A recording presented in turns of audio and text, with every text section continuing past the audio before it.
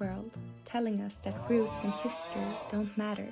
Wokeness is ruining storytelling. Whether it's Snow White, who is explicitly described as white as snow, changing them to black people to fit a woke agenda is dishonest. To black people, to black people, to black people.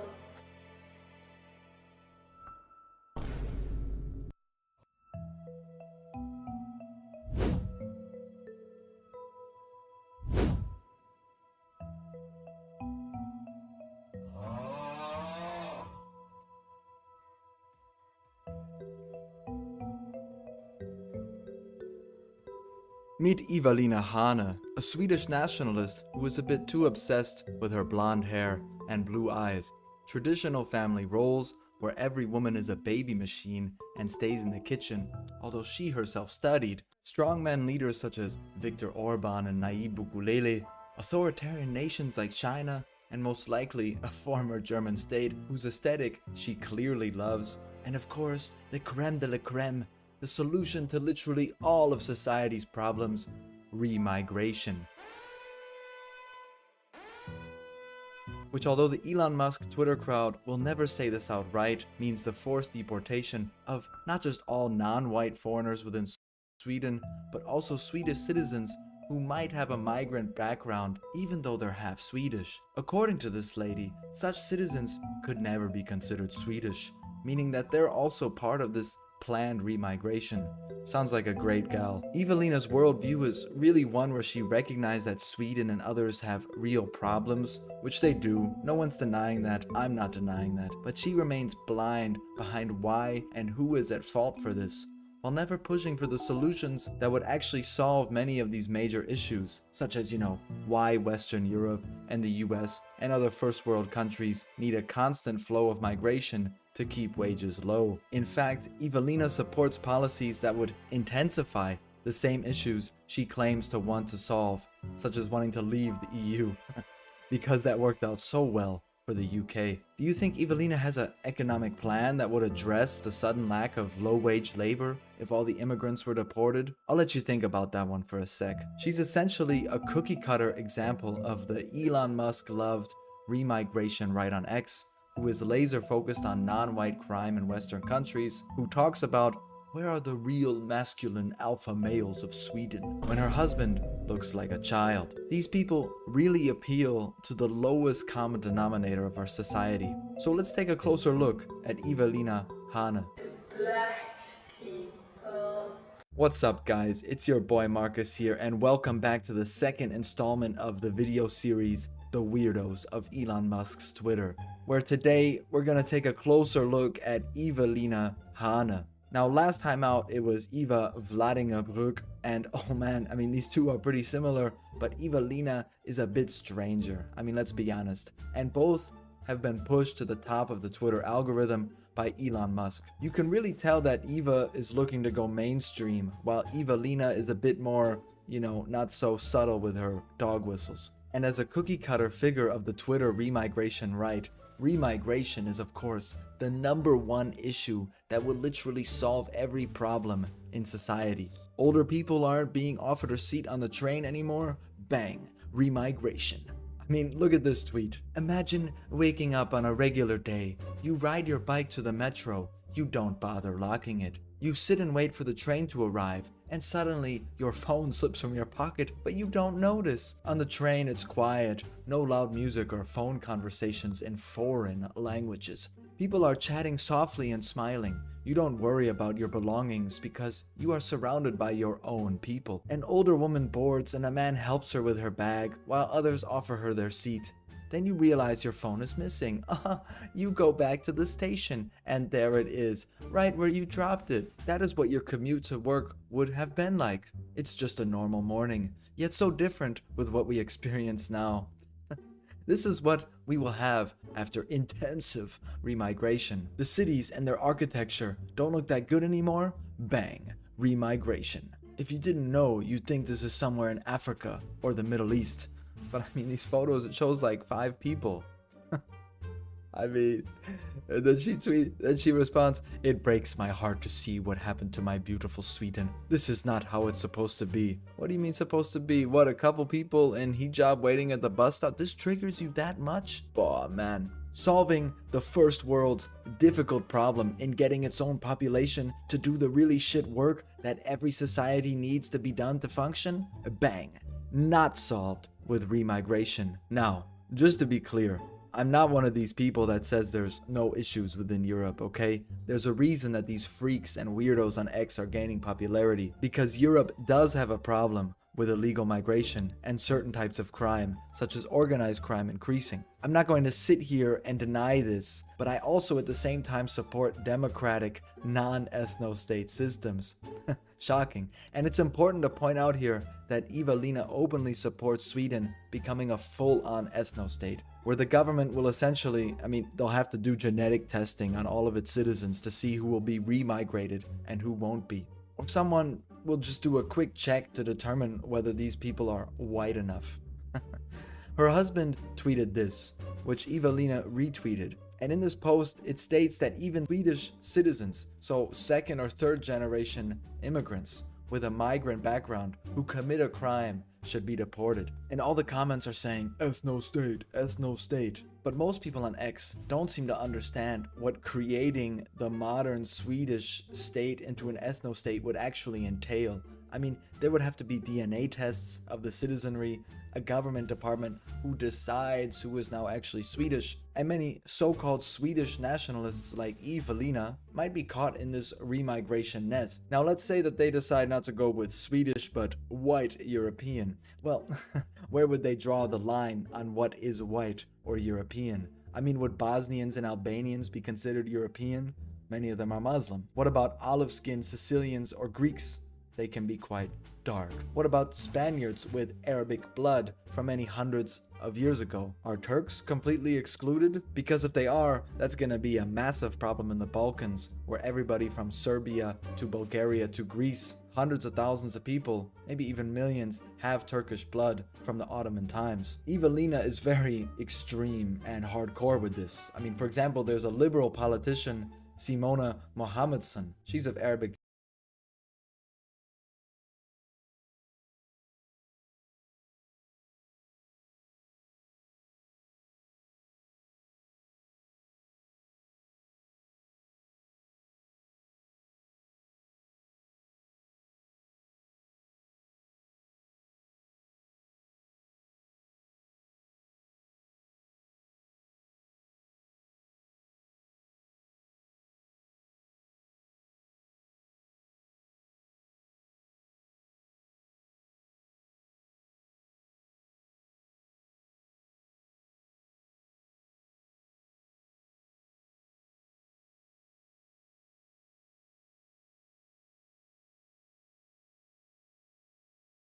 descent, Lebanese descent, born in Germany, and then moved to Sweden when she was 10. Her parents even changed their last name from Mohammed to Mohamedson for this high-level integration. And she, according to Eva-Lena, is never Swedish and will never be Swedish, no matter what. She's a Muslim, and no Muslim could ever be Swedish. I don't know, guys. This shit, it's just dumb. Because what about a Swedish blonde and blue-eyed person who converts to Islam? But then again, Eva-Lena supports a theocracy where this would essentially be banned. Okay, so it's a moot point. But it's clear that the borders of Europe aren't as written in stone as these people want you to believe. And enforcing this would not only be ridiculous, but it would actually be really, really horrible and just a crime against humanity. That's why the remigration crowd never points out the reality of their plans. They just say, oh, remigration, everything will be good, it'll be nice, easy, intensive remigration. When in reality, it essentially would be a redoing of certain events in the 20th century, but this time with a truly random set of parameters.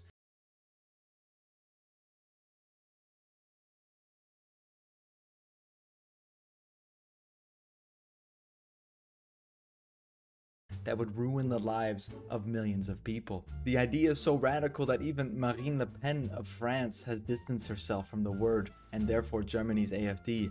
Really think about what would happen to someone who is, for example, half Swedish, half Bosnian, whose dad came from Bosnia to Sweden in the 90s, married a Swedish person, and had a child in the early 2000s. This child has never lived anywhere else other than Sweden. This child feels Swedish. Someone like Evelina would deport this person immediately. And this person, they might be undeportable because no other nation, for example Bosnia, because they're not a Bosnian citizen, isn't going to take them.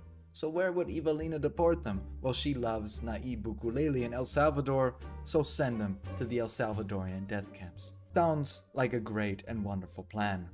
And she for sure supports this. I mean, look at her aesthetic. She clearly pushes the blonde hair, blue eyes dog whistle and tries to look exactly like all the girls in all of these NSDAP propaganda posters from the 20s and 30s.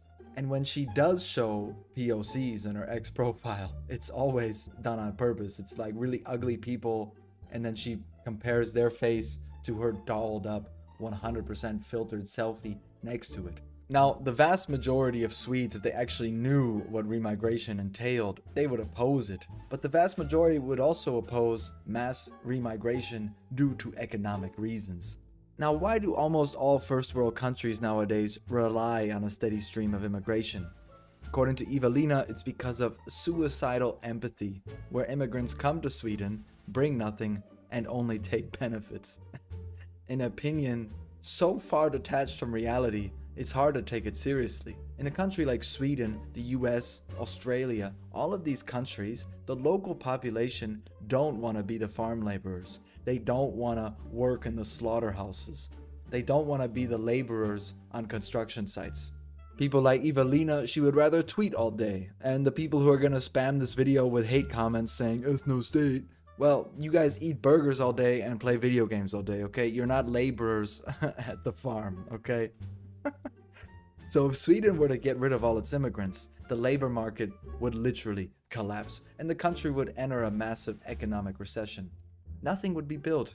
The agricultural and meat sectors would see their productivity take an extreme nosedive. And the service industry, and therefore tourism, would collapse. Does Evelina support raising the minimum wage and the wages of these types of jobs to try and make them more attractive to the local population? I doubt it. And I kind of doubt that she has the ability and the economic knowledge to go that deep into the subject. Would Evelina or her husband work on a farm for the good of the Swedish nation because they're patriots? Well, maybe. But that is not a realistic answer to what is an extremely difficult socioeconomic problem. But I guarantee you, if you were to ask Evelina this question, she would give you a really simple answer. And, well, it's easy, guys. I mean, women should basically shut up. They should remain obedient to their husbands. Studying, okay, maybe a bit, but their real purpose in life is to be a mother and to have lots of babies. So other than deporting all the people who some government official deems as non-Swedish or non-European, people like Evelina believe, and Elon Musk is also a huge pusher of this, I mean the guy has like 20 children, that a woman's role is that of a mother and of a traditional wife. Evelina is essentially a trad wife, I mean, who posts stuff like this about childless women and even calls herself a trad wife who's soft and feminine. Now, there's not really much to say here other than to make up for the loss of cheap migrant labor. People like Evelina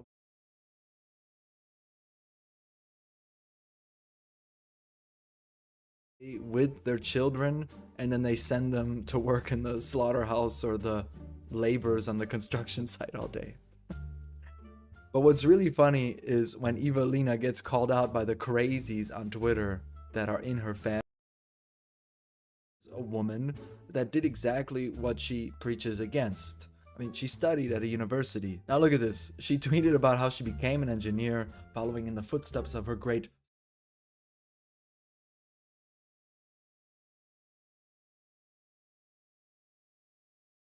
other weirdos telling her that she should have immediately had kids and stayed in the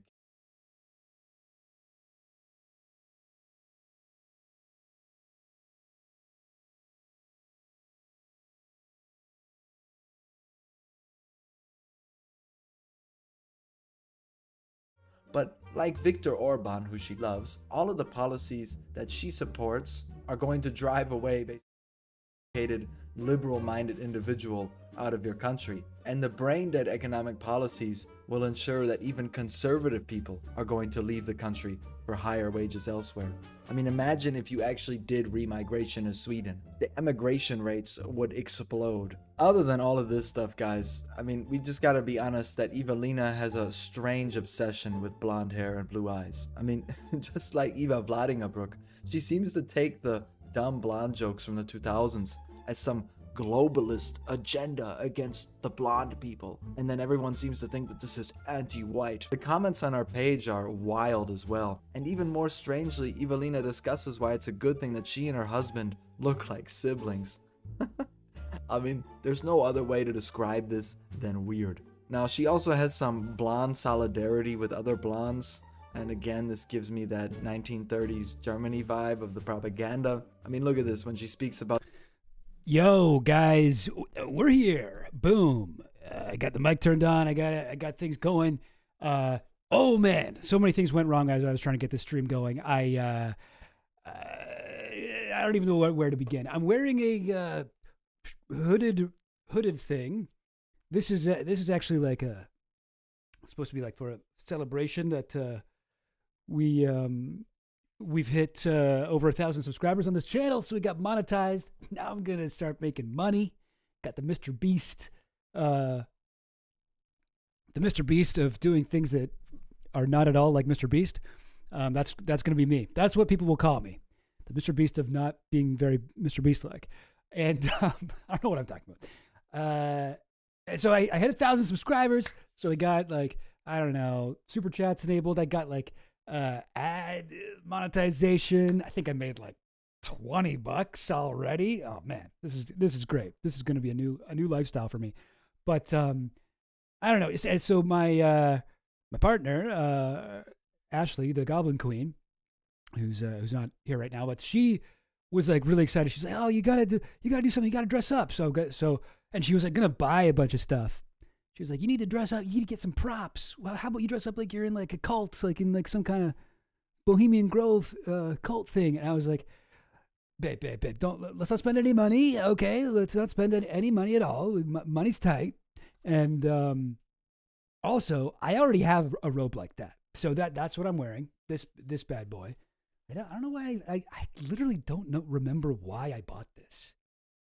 It was for like a comedy show of some kind where I needed to dress up, I guess. But I truly don't remember where. So anyway, it's like I've had this thing for probably like 15 years. It's the second time I've worn it.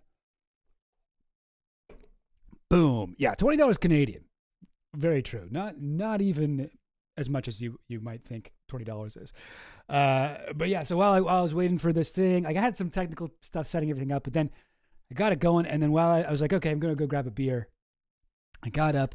I have a bunch of wires hanging across my room while I shoot and stuff. I got my camera over here. I got my computer. I got my other screen, blah, blah, blah. And they're all kind of plugged into each other.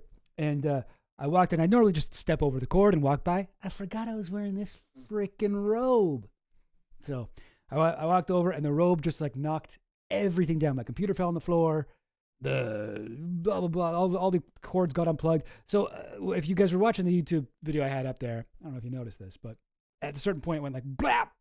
It's because my HDMI cable got ripped out of my computer, and it was I usually have the stuff that I watch over on second screen. Anyway, the details aren't really that important. What's important is a crisis happened, and I had to use my wits and skills and smarts to solve it.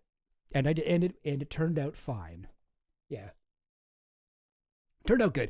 Anyway, we've just been watching the weirdos of Elon Musk's Twitter. Evelina Hane? Not exactly sure how you say it.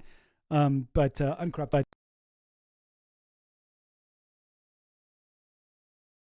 small channel, just getting started. 4.99K subscribers. You could be the one pushing over 5K. So hit them up over here. Really good stuff. This is a series on the weirdos of Elon Musk's Twitter, because Elon Musk's Twitter is a fucking weird place. a very weird place. I wonder if Evelina is one of those girls that Elon wants to like impregnate. So he's just like, yo, hey, I'm going to start boosting you to like all these different people, and I'm going to make sure that you get a ton of money through X payments. Oh, audio cut out for a second? Oh, shoot.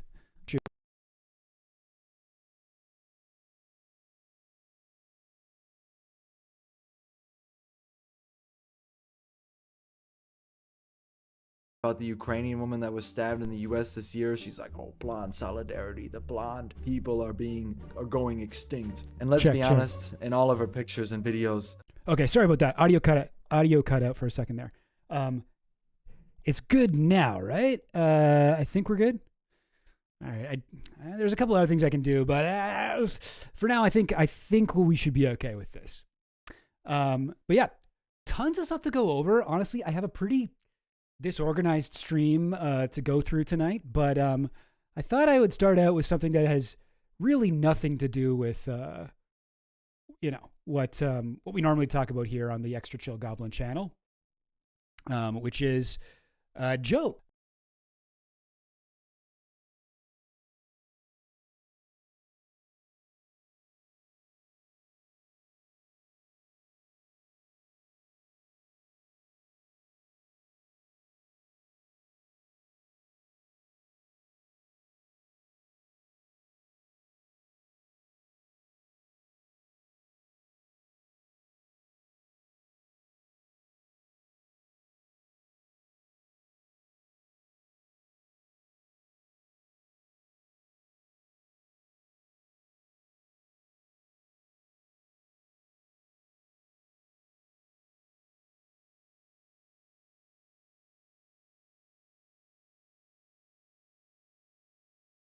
Boom. Hello. Check. Fuck. Okay.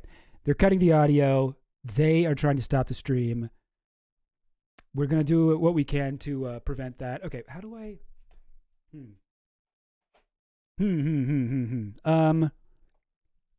Okay. There's one thing. There's something I can do. You know what? Before I get into this joke. Sorry, gang. Let's just watch like a little bit more of this while I do some finagling on my end. 1 second. I mean, she looks exactly like the girls in Leni Riefenstahl's movies or from these posters that you saw at the beginning in the hook. It's very obvious what aesthetic she's going for here. And she can always say, oh, so you hate on me just because I'm a blonde and blue-eyed woman. No, that's not the reason. You're clearly dog whistling here. Now, just like Eva Vladimir and all of these other people on X, like Elon Musk, Evelina talks about the beta West and the alpha East, implying that democracy and the clear signs of a democracy, such as a gay pride parade, are demonstrations of weakness, while a nation like China with its, goose-stepping military parades, these are signs of strength. So Evelina, she emulates Viktor Orban, who has really made Hungary, guys, let's be honest, he's made it an amazing place to live. I mean, just look at how it ranks in the EU in all of these aspects. All right, okay. I think we're good now. All right. There we go. Okay. Yeah, I think I busted the fucking USB adapter that I got to connect my mic to my computer, but luckily I had another one. But so I think this should be good, but please let me know, guys, if something pops out. All right. But back to this. So here's a joke. Here we got RFK Jr., Mrs. RFK Jr. here with Larry David, but this is really about Bob Einstein, or as he's also known, Super Dave, or as he's also known, what's his name on Curb? What's his character? It's like Felcher or something. I forget what his name is. What the heck is Bob Einstein's character on Curb? Oh, geez, I feel dumb that I don't remember this. Bob Einstein, Curb. Your Enthusiasm. Come on. I just want the character.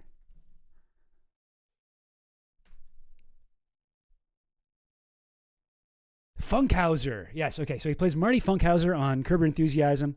Really funny guy. Actually, I guess this is the anniversary of his death.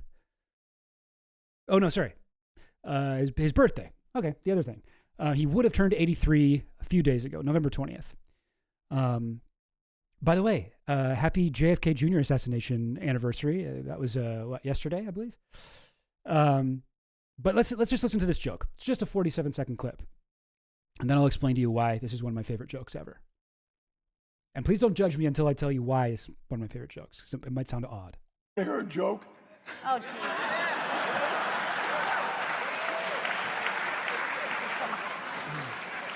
Kids walking down the hallway of his house. He's doing They're one. screaming in his parents' bedroom. Opens the door, there's his father dressed only in chaps. Mother's dressed in a cheerleading outfit with nothing on her, and they're going at it. He says, Daddy, what's going on? He says, just go to bed, sweetie. I'll tuck you in 20 minutes. 20 minutes later, his father's walking down the hall. He hears screaming in his kid's bedroom. He opens the door. The kid's having sex with his grandmother. He said, Billy, what the hell are you doing? He said, it's not so funny when it's your mother, is it?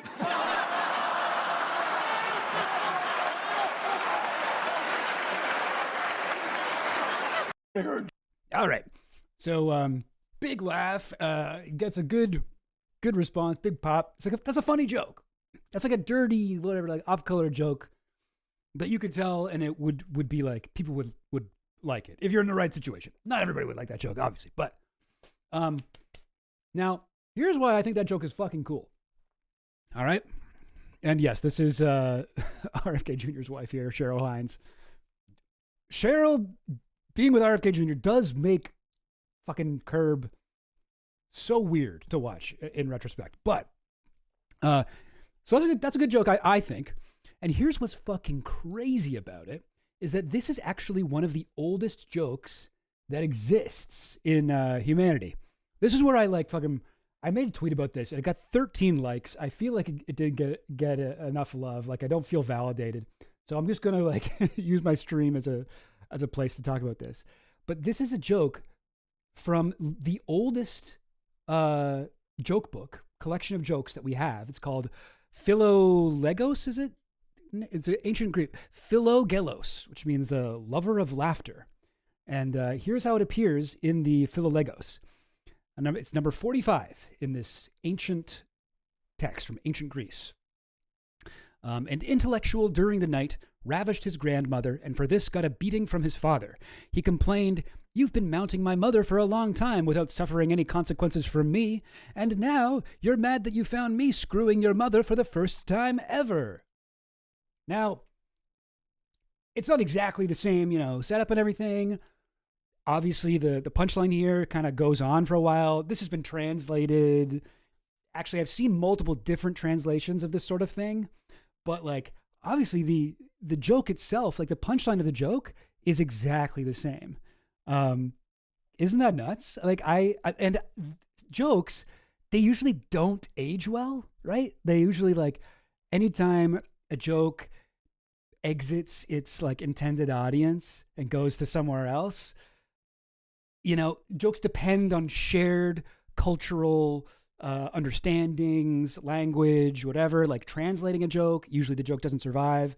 I've done comedy in a couple different languages myself. I'm never able to translate any of my English jokes into Spanish or French. I knew some comics in Malaysia who were doing English and Malaysian comedy, and I remember one of them said, "Yeah, none of my jokes work in both languages except I have a whole thing on anal that does work in Malay and English." And what else was there? Jeez, but things don't really work. It's you need to have a shared thing. And when you're reading the Philogelos, a lot of the jokes don't make any sense, but this one does. And I guess this is because the incest taboo is more of a eternal cultural thing. This isn't something that goes in and out of style. This is something that is, the case in like every group of people. So this joke is one of the best aged jokes in history. I wrote, so this is from around 300 AD. Like, I guess I'm not a ancient Greek history buff or anything, but I believe that's like the end of the period of antiquity or whatever, still technically classified as ancient Greek. But 300 AD, Philagelos. And they know that because some of the jokes reference events that happened to, like, in whatever, 280 AD or something like that, BCE or CE is what we call it now. This is interesting too. So there's actually in the Philagelos, which we could actually take a look at if we want, there's a whole section at the beginning of jests of Heracles and Philagrius. This is, I guess, another way of calling this book the oldest joke book on earth. And the first section of it, I hope this is interesting to you guys. Mad Bomber brings up, goes to show Yo Mama jokes are evergreen. And they are kind of, yeah, they are. And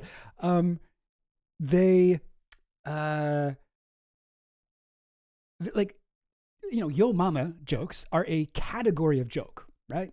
Like, Yo Mama so blank that she blank, whatever. And there are lots of categories of jokes. I think one that was just mentioned in that video we just watched is the dumb blonde joke. Dumb blonde. There's a million dumb blonde jokes. Actually, when I was a kid, I had probably, I want to say hundreds of dumb blonde jokes memorized because I loved dumb blonde jokes and I loved telling them all the time. I felt like it was okay. Like, I felt like it was kind of self-deprecating for me to do these jokes as a blonde myself, but I don't know. I guess those jokes are kind of more targeted towards blonde women, but still, I love those jokes. I still do like dumb blonde jokes quite a bit. I'm nostalgic for them. I feel like they used to be a bigger thing maybe when I was younger. But yeah, there's like categories of jokes, right? And there's like stock characters, like the dumb blonde or the Yo Mama. Like this is a stock character that you can hear multiple different jokes about this stock character and get it. So if you notice in the joke that I just showed, and it says an intellectual. And the intellectual is a stock character from the Philagelos. And it's translated in different ways. So in this version of it, hang on. Come on now. There we go. They're called the pedants. And I've also seen it translated as philosophers. And what's another one? Academic dunce. Academic dunce. And basically this stock character is meant to be somebody who is educated, who has like academic qualifications, but is an idiot, you know? And I think it's funny when it's called philosophers, because the ancient Greeks would have had a lot of philosophers, right? Like they're kind of like known for their philosophers, and how probably a lot of them were like, maybe they're really smart, thinking about metaphysics and the meaning of life and what does it mean to be human and stuff like that. But they were probably dumb in a lot of ways that like normal people would be like, excuse me? What the fuck, dude? You don't know how to, I don't know, wash your laundry, clean your toga? What the fuck? You know? Anyway, so I feel like that there must be some kind of real life thing there. So this whole section here, the first section of the Philagelos, is about the intellectuals or pedants. So you can read a couple of these. A pedant ordered a silversmith to make a lamp. And when the latter inquired how large he should make it, he replied, large enough for 8 men. What? Oh, fuck. What the hell? Hang on. Monitor just stopped working for a second. Okay, it's back. There we go. Oh no, God. See, this is what it does. Fuck.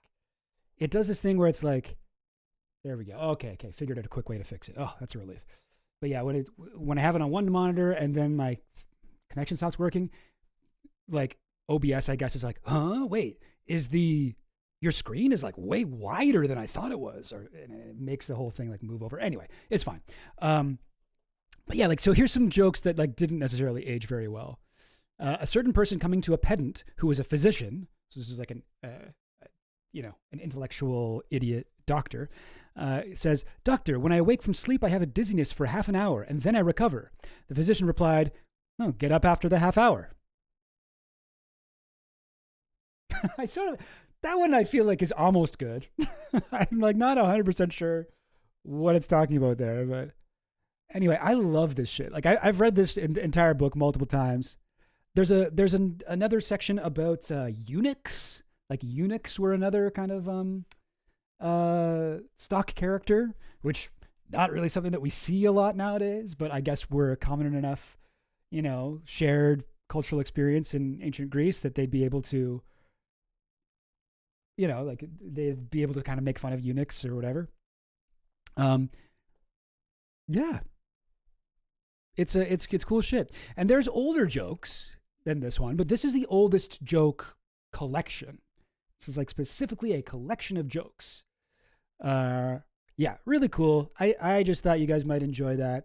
I did also mark down in my thread here. The oldest known joke in the world from ancient Sumeria, 1900 BC. Here it is. Something which has never occurred since time immemorial. A young woman did not fart in her husband's lap.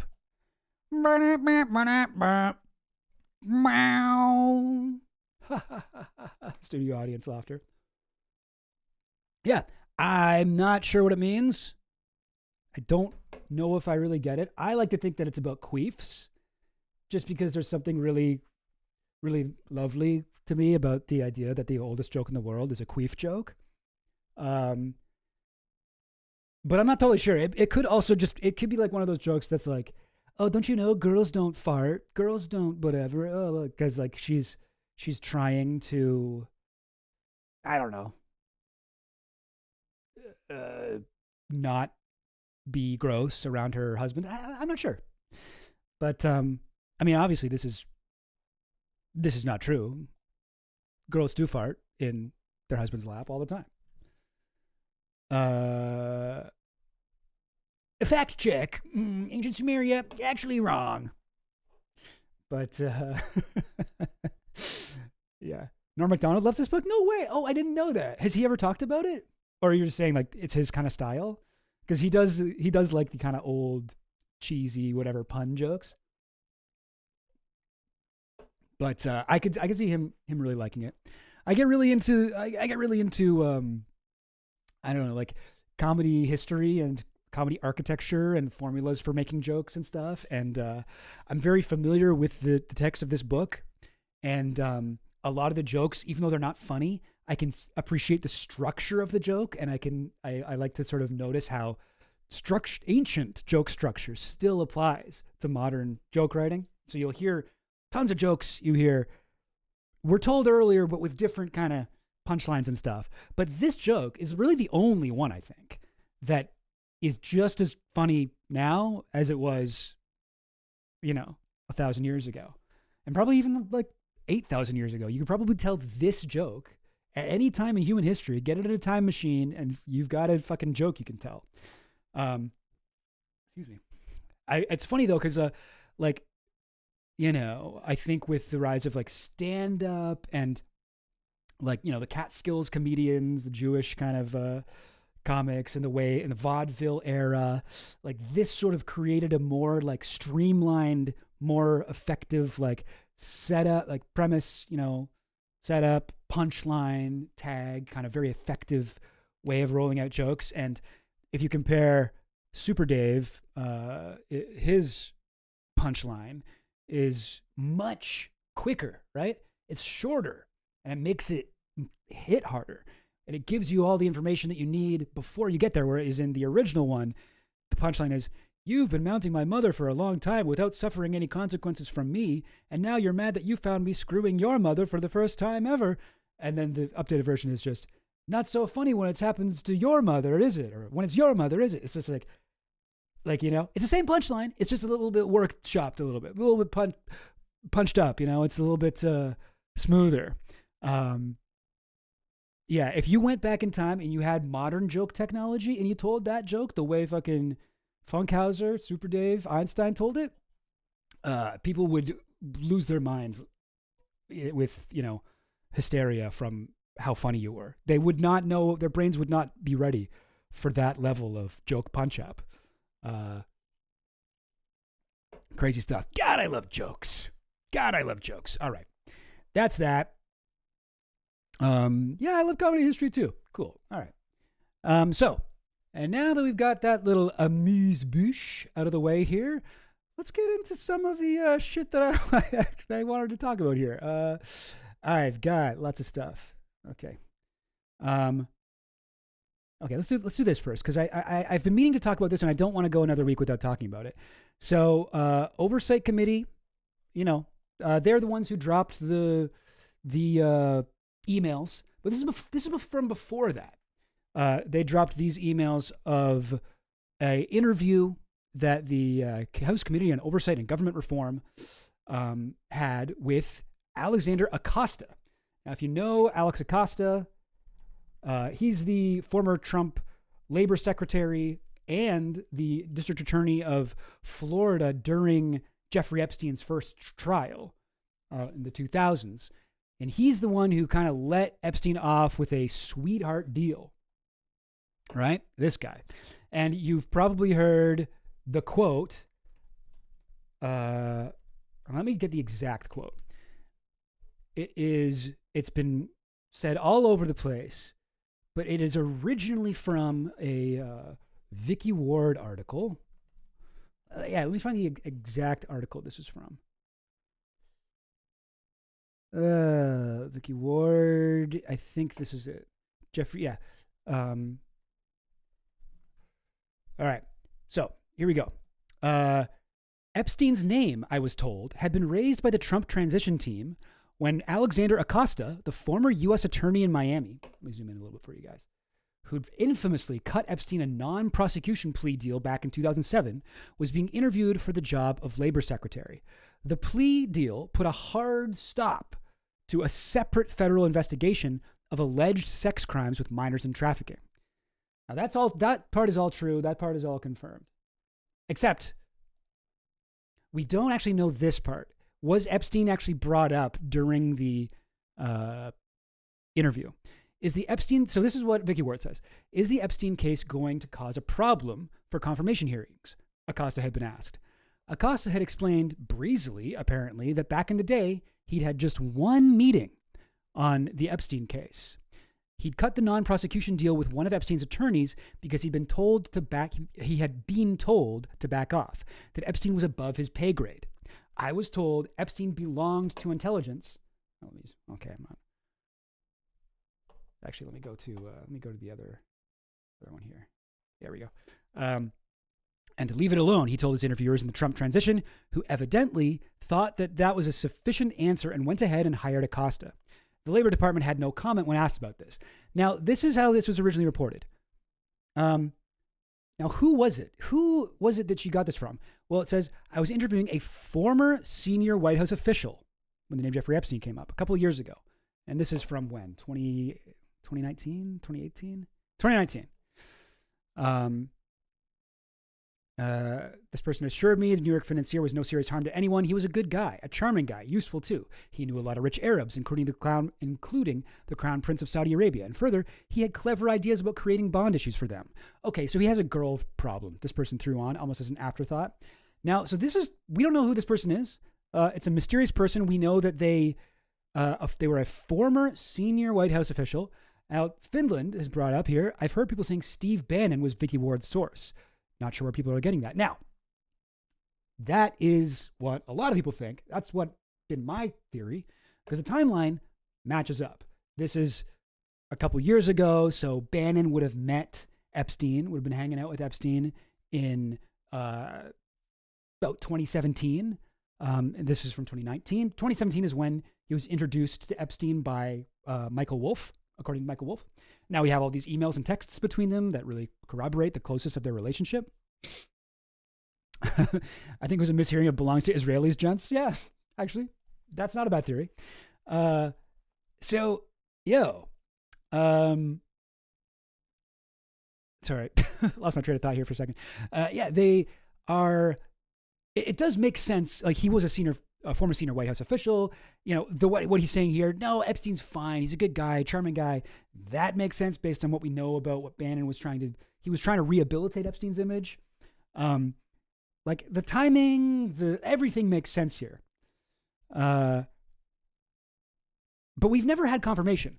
And then, so this is, I guess this is like about 3 weeks ago now, but I couldn't, last week I was just going over the emails, didn't have time to get into this, but I don't want to miss it. Here are the thing. here are the thing. Okay, page 48 I need to go to.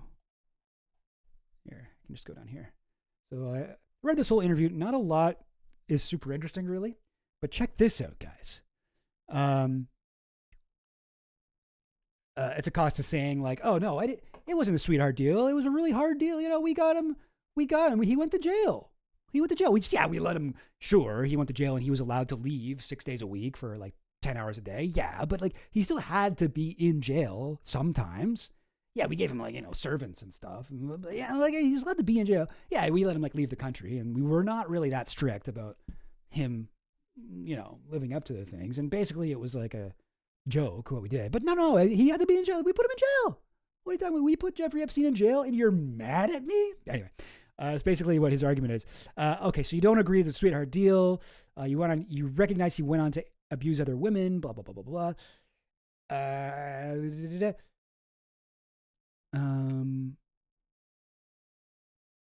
This is so fucking annoying. This part, you can't, they're like, he went on to abuse other women. And Acosta's like, if there's evidence he went on to abuse other women, that evidence should be brought forward. And then interviewer's like, you're not aware? You can't say with certainty he abused other women during his sentence? Acosta, I have not reviewed facts after the prosecution. The guy's like, I mean, it's been widely reported, so that's surprising. Like, this guy's like, I don't know. Sorry. I honestly don't really keep up with the Epstein stuff. I just don't really find it that interesting.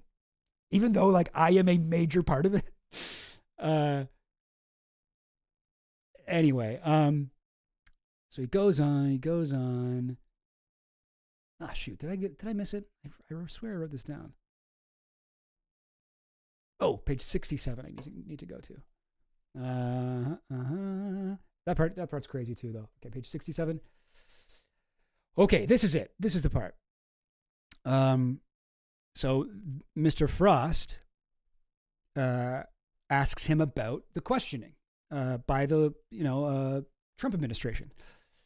Mr. Frost, one of the lawyers there asking him, skip ahead in the timeline. Did you discuss with President Trump or anyone in his administration, fast forward to when you were being considered for Secretary of Labor, before the confirmation, did you discuss Epstein? Acosta dodges the question there. Blah, blah, blah. Then they come back to it. Did you talk about the Epstein investigation? Acosta, the first time before confirmation. The first time that I recall before confirmation. Talking about this is Acosta. From the time I was being considered for a position in the Trump administration to confirmation, the first time I recall talking about this, there are 2 points at which I may have, one point at which I did and one point at which I may have. The point at which I did was, I believe there were some stories, I forget where. I know in the Washington Post there's a story above the fold at one point. I think that was later. So I talked to the communications team because the communications team needed to be briefed about it. And so I had a conversation with the communications team. And so that would have been like long after the time period that we're talking about here, the time period that Vicky Ward talks about there. This is like when in 2019 everything was coming up. And you said there's another instance I may have had a communication. I don't recall if I did or there was some written question, but at some point in the vetting process, a question may have arisen. So that's more what Vicky Ward was talking about here. But he's not sure. And if the question arose and you don't remember, I honestly don't remember. But if the question arose in the vetting process with the FBI, that's its background. Okay. Then very good. Thank you. And I don't know why they interrupt him there because I would have liked to hear it. Blah, blah. Oh, crap. This is not.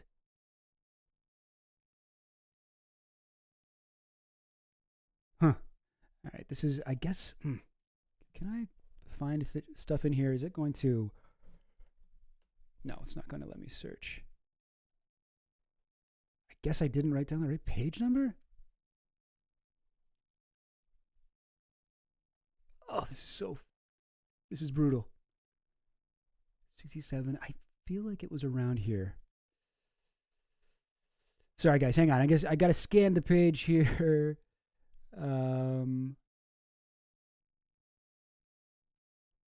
Had lots of meetings, District of Florida. Here we go. I think this is the person who asks him.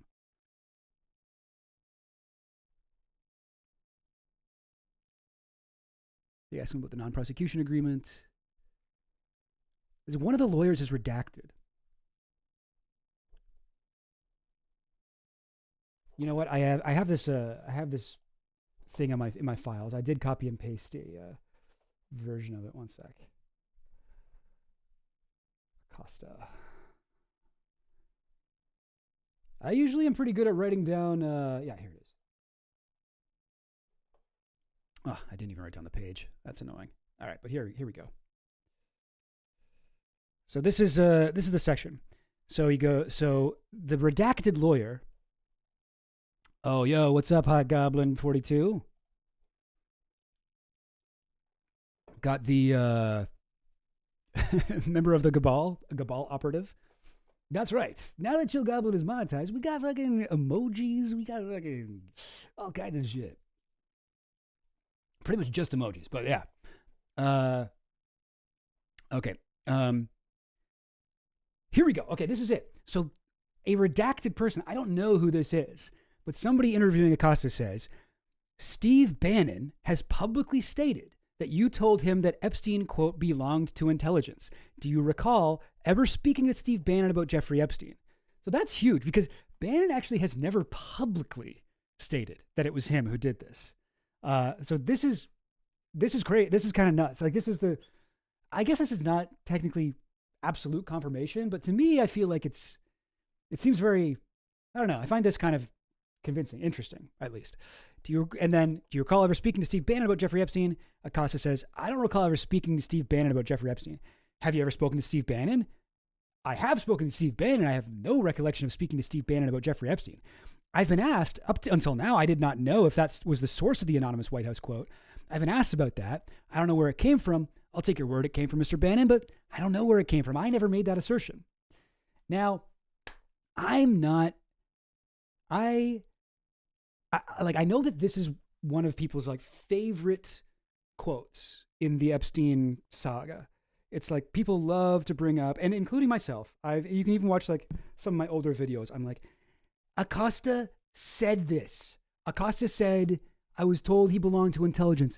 That's what he said. It's 100% confirmed. And the more I've learned about it, the more like skeptical I've been about it. And now I'm kind of like, okay, if we actually look at the original article, right? Like the things that Bannon is saying are sort of designed to make him look good, Epstein look good, and to make Trump, and his and Acosta, his labor secretary, look bad. And it's like, I don't know. I mean, like, I don't think Acosta's the most reliable person in the world, but I definitely don't think Bannon is the most reliable person in the world. This guy is constantly fucking with the information sphere. All right. This guy is flooding the zone, as he likes to put it in his own words, with misinformation and disinformation. Yeah, that could have been a tactic. Maybe the anonymous questioner was assuming it was Bannon and hoping they could trick Acosta into admitting it. I'm skeptical. Yes, and that's where I'm on this too, Finland. I'm skeptical of it, but I'm equally skeptical of Acosta's denial that he said it. Right? Yeah. I mean, so this has been constantly said, and like there is a clip. Maybe I could find it real quick. There is a clip of Acosta being asked about the intelligence thing, and he sort of does this weird like neither confirm or deny thing. This is 2025 now. I would like to. Oh, what's this? From AOL. Okay. AOL, accuracy high, according to my disinformation detector. Sorry. If Alex Acosta was in fact told to lay off Epstein due to Intel ties. This page theorizes it was Jay Lefkowitz, who was an attorney of Epstein's. But was he involved in the Trump administration? I don't think so. He served in H.W. Bush and W. Bush administrations, but no, he wouldn't have been there in the Trump administration. So that wouldn't make sense. Because she specifically says, I was talking to somebody. Oh, you know what? I thought it said Trump administration. It doesn't. A former senior White House official. Okay, that actually could be Lefkowitz. Yeah, I don't know, guys. It's tough. It's tough. And you know what? Like, I've become more convinced that Epstein was working with intelligence, and I was always kind of like very comfortable. Oh, they're saying Lefkowitz is the one who told Acosta in 2007, as in Lefkowitz was the one who questioned him. The thing is, that doesn't really make sense because Lefkowitz didn't work in the Obama administration. He didn't work in the Trump administration. Like he would have met with Acosta in whatever year they had that conversation. Yeah, October 2007. Yeah. Oh, that's what you're saying, Finland. So, okay, what does that mean? The person who could have delivered a message?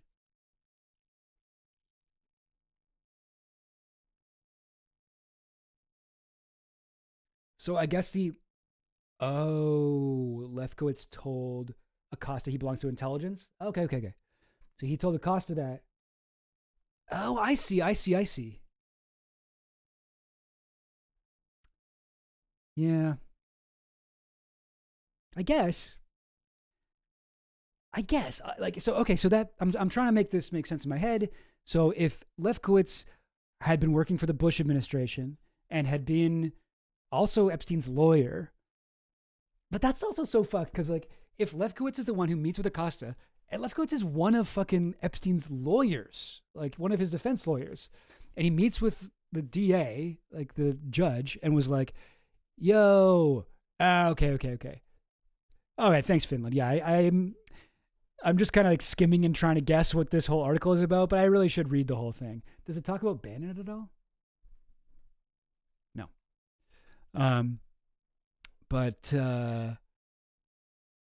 Yes, you're right. If he was told Epstein was an intelligence asset, Lefkowitz has the hallmarks of a person who could have delivered such a message. Yeah, really interesting. Could be, could not be. This whole aspect of the case is a little bit difficult to parse. But yeah, I don't know. I thought that was interesting, and I don't know, maybe useful to go over here. All right. Here's the main thing. Here's what you tuned in for. Here's the thumbnail for the fucking thing. What's this? No, I don't need to watch that. Melania and Epstein.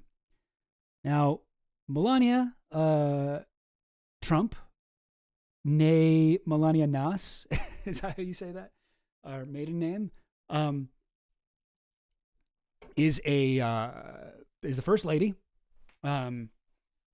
She's whatever, like former model. She's getting a $1 billion Netflix documentary series made about her. Getting paid a shitload of money. Yeah, Finland. Yeah, like you can't just get your lawyer to be like, just tell him I'm with intelligence and like it's above his pay grade. Just tell him that. Come on, dude. He'll listen to you. Just like flash a like plastic dollar store badge.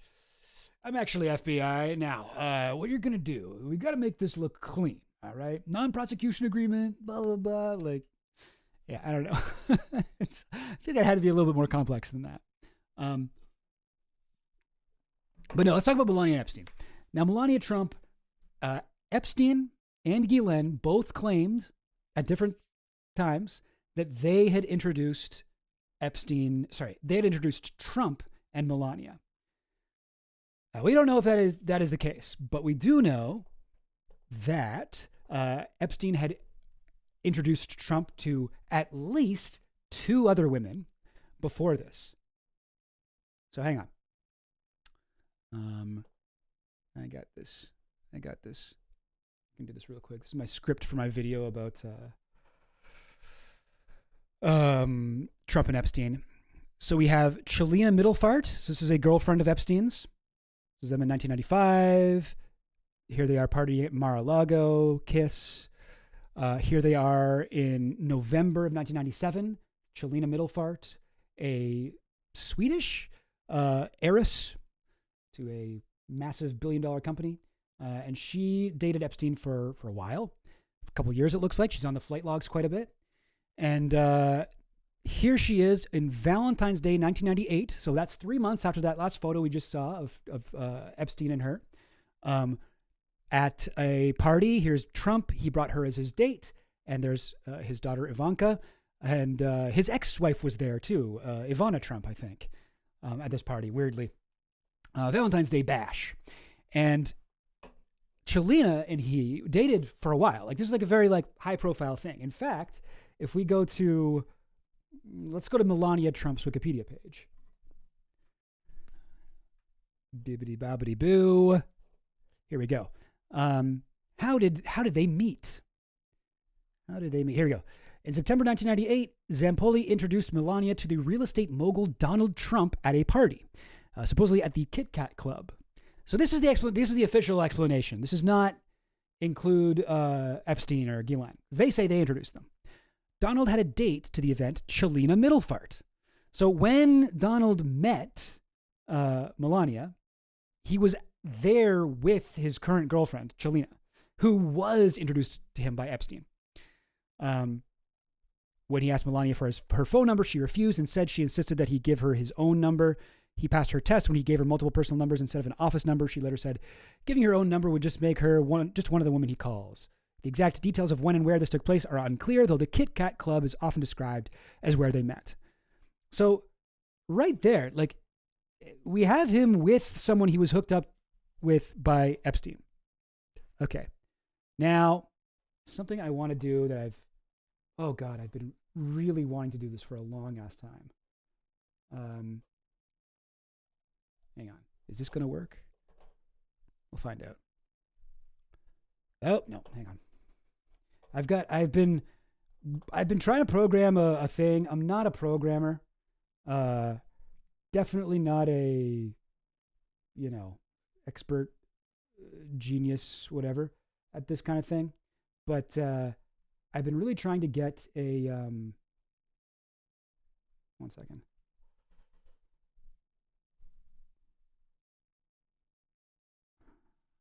Geez. Yeah, here we go. I've been trying to get this working. This is my truth board, call it. I don't know. Can you guys see that okay? Yeah, this should be fine. This is my truth board. Now, it's not, okay.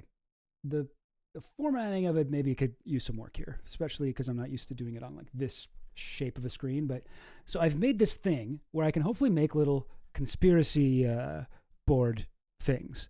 So I'm going to put in Trump and you know what? I think my favorite Trump face is the one where it looks like he just had a stroke. Yeah, this one. So now we got a little Polaroid here. I can kind of move it around. Trump. There's Trump. And I can get another guy in here, Jeffrey Epstein. Boom. Jeffrey Epstein. And what's a good picture of him? Let's do the one where he's got the evil smile. Yeah, this one. So here's Trump and Epstein, all right? And they are friends. Ah! Dang it. Oh, jeez. Okay, I told you I wasn't an expert at this. What the heck? Wait, is this going to work? Hang on. Let's just do it real quick. Don't really. Okay, just use this face. Epstein.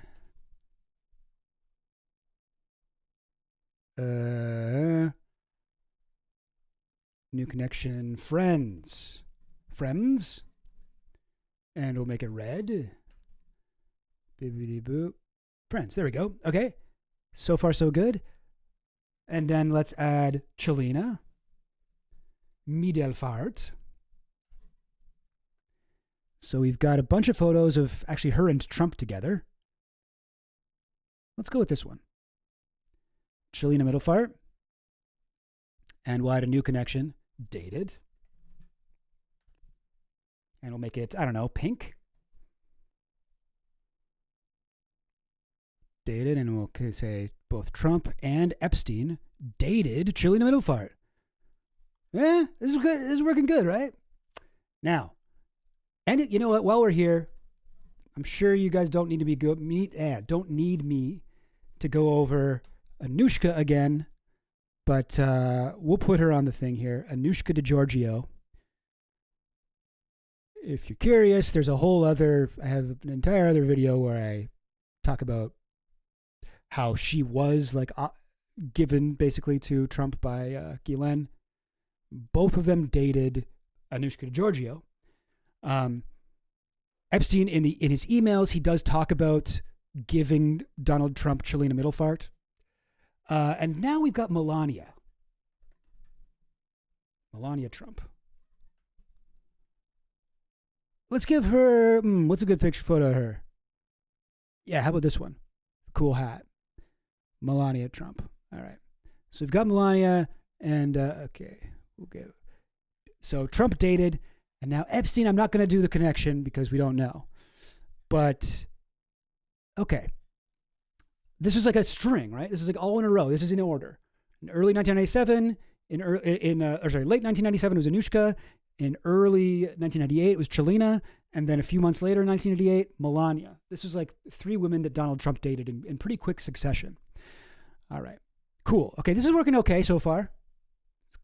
Breaking out my fucking thing here. I don't know. Yeah. No, I'm literally doing that. Pin up pics and tie red strings to each other. Yeah, I designed like this bulletin board background. You know, I can also add labels. Rename label. I'll call it. What should I call it? Melania and Epstein. A connection? Question mark? Oh, geez. Okay, it doesn't go wide enough. I'll just call it Melania Epstein. I got to do a lot of shit to this. I don't know what I'm doing. Oh, fuck. Why? Hang on. I truly, okay. I guess everything is kind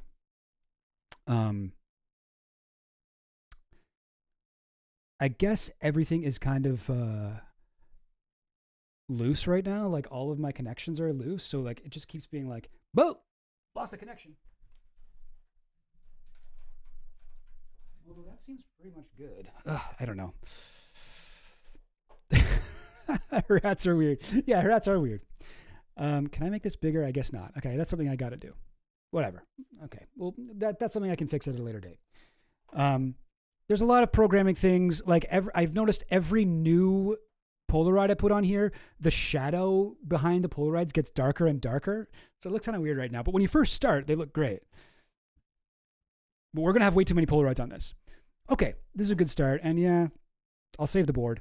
The way I save it, I have to download like a JSON file, which is kind of annoying, but later I'll fix this up. All right, next. Where were we? Okay. Oh, and should I get one of the, no. Okay, so we've got, so for a long time, like this is not a new idea. Like I said, Epstein and Ghislaine both claimed that they had introduced Trump to Melania. But for a long time, there just wasn't any connections between Melania and Epstein at all, other than that claim. And, you know, Epstein and Ghislaine, like they are not very trustworthy. Not at all very trustworthy. So here is a Business Insider story about one of Jeffrey Epstein's black books. So there's 2 that have been discovered, unearthed, whatever. And the first one is the one that everybody knows about. That's the Alfredo Rodriguez one where he circled all the important people. But the second one was, and that was his book from, I think, 2004, like around the time that Alfredo quit. But the second one was found, and this one didn't have any names circled in it or anything. And it was from 1997. Are you a computer dweeb, Mr. Goblin? Probably not. Otherwise, this stream would be going a lot smoother. But in the 1997 book, now Melania Trump's not in there, but this woman is. Now, her name is Suzanne Urcha Johnson, and here's a photo of her and Ghislaine. This is in, 2011 or 2012? So this is after Ghislaine had kind of removed herself publicly from Epstein's orbit. Obviously, we now have confirmation from the emails that they were still in a lot of communication and very friendly with each other. Yes, thank you, Skeletino. Yeah, we got monetization now. We got money. Rolling in, baby. But yeah, so Suzanne Johnson is an interesting character here. Suzanne Urcha, close associate of Melania Trump. Blah, blah, blah, blah, blah. Okay, let's go back to our board. Oh, wait, where'd it go? Here. Oh, geez, I thought I'd lost it for a second. And let's add Suzanne Urcha Johnson. And I would like the picture of just her by herself. Yeah, it's a lot with her husband, a lot with Melania. Let's just do the one of Melania. Now, Suzanne Urcha Johnson. Okay, obviously the formatting here needs some work here, but if I will connect her to Melania Trump here. She was friends with Melania Trump. Now, Urcha Johnson, Suzanne Urcha Johnson, a little about her. She was known for, one second here. Well, she's married, so her name is Suzanne Urcha, her birth name or whatever, whatever you call it, assigned Suzanne Urcha at birth. And she married this guy, whose name is Woody Johnson. Woody Johnson. Think about that name. What's his middle name? Penis? Penis cock? Like, you can't have two dick names. That's illegal. But let's throw him on here. Woody Johnson. And this guy, oh God, what is he? He's like, he owns like he's like a billionaire. He owns a football team or something. He's, I think he was like the ambassador to somewhere or other. So put it on here, put him on here. And I guess we'll do a new connection. And I guess this is just dated because I have Melania Trump and Trump dated. So I need a new connection. Let's say married.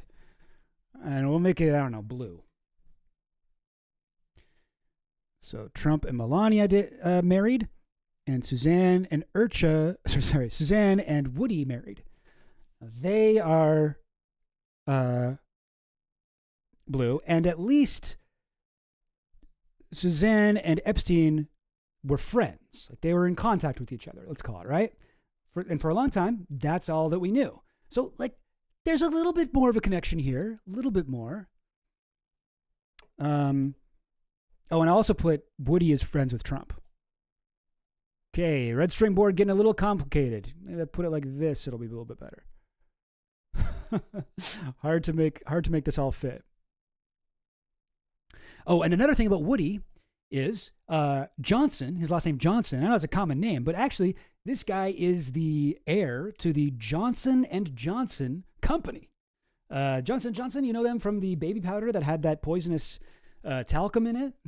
Whatever, Johnson & Johnson.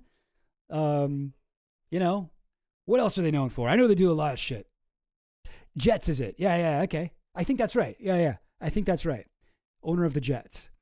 Woody Richard Johnson? Yeah, his middle name's Dick. Yeah. Okay. So we're starting to see the big picture here, right? Now let's check this out.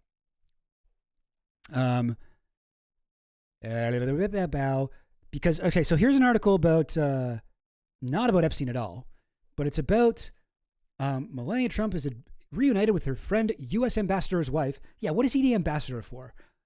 To London, I guess. Yeah. I think he's British British. That makes sense then. Melania Trump reunited with her best friend in the world. They're sporting the football kits of the New York Jets. This is from the Daily Mail. Here's Melania with Trump. She's been described by those who meet her as surprisingly maternal. Okay. I feel like that's like maybe inadvertent shade there. Going over her thing. So she is what does it not say in here that they're best friends? Yeah. Here's the four of them. There's Suzanne on the right, Melania on the left. You guys know who I'm talking about here. Donald wearing a Edie Sedgwick wig. Somehow his hair looks like more realistic there than it does normally. The friendship between Donald Trump and Melania and the Johnsons has been described as its very own special friendship or relationship, a term that usually refers to the alliance between UK and US. Blah, blah, blah, blah, blah, blah, blah. Both women, this is Melania and Suzanne, emerged from semi-obscurity through marriages to powerful men. Suzanne's the daughter of a Ukrainian immigrant father and a second-generation Ukrainian-American mother, whereas Melania is from Slovenia. Both marriages have significant age gaps. 48-year-old Melania is 24 years younger than Trump. 50-year-old Suzanne is 20 years younger than her husband.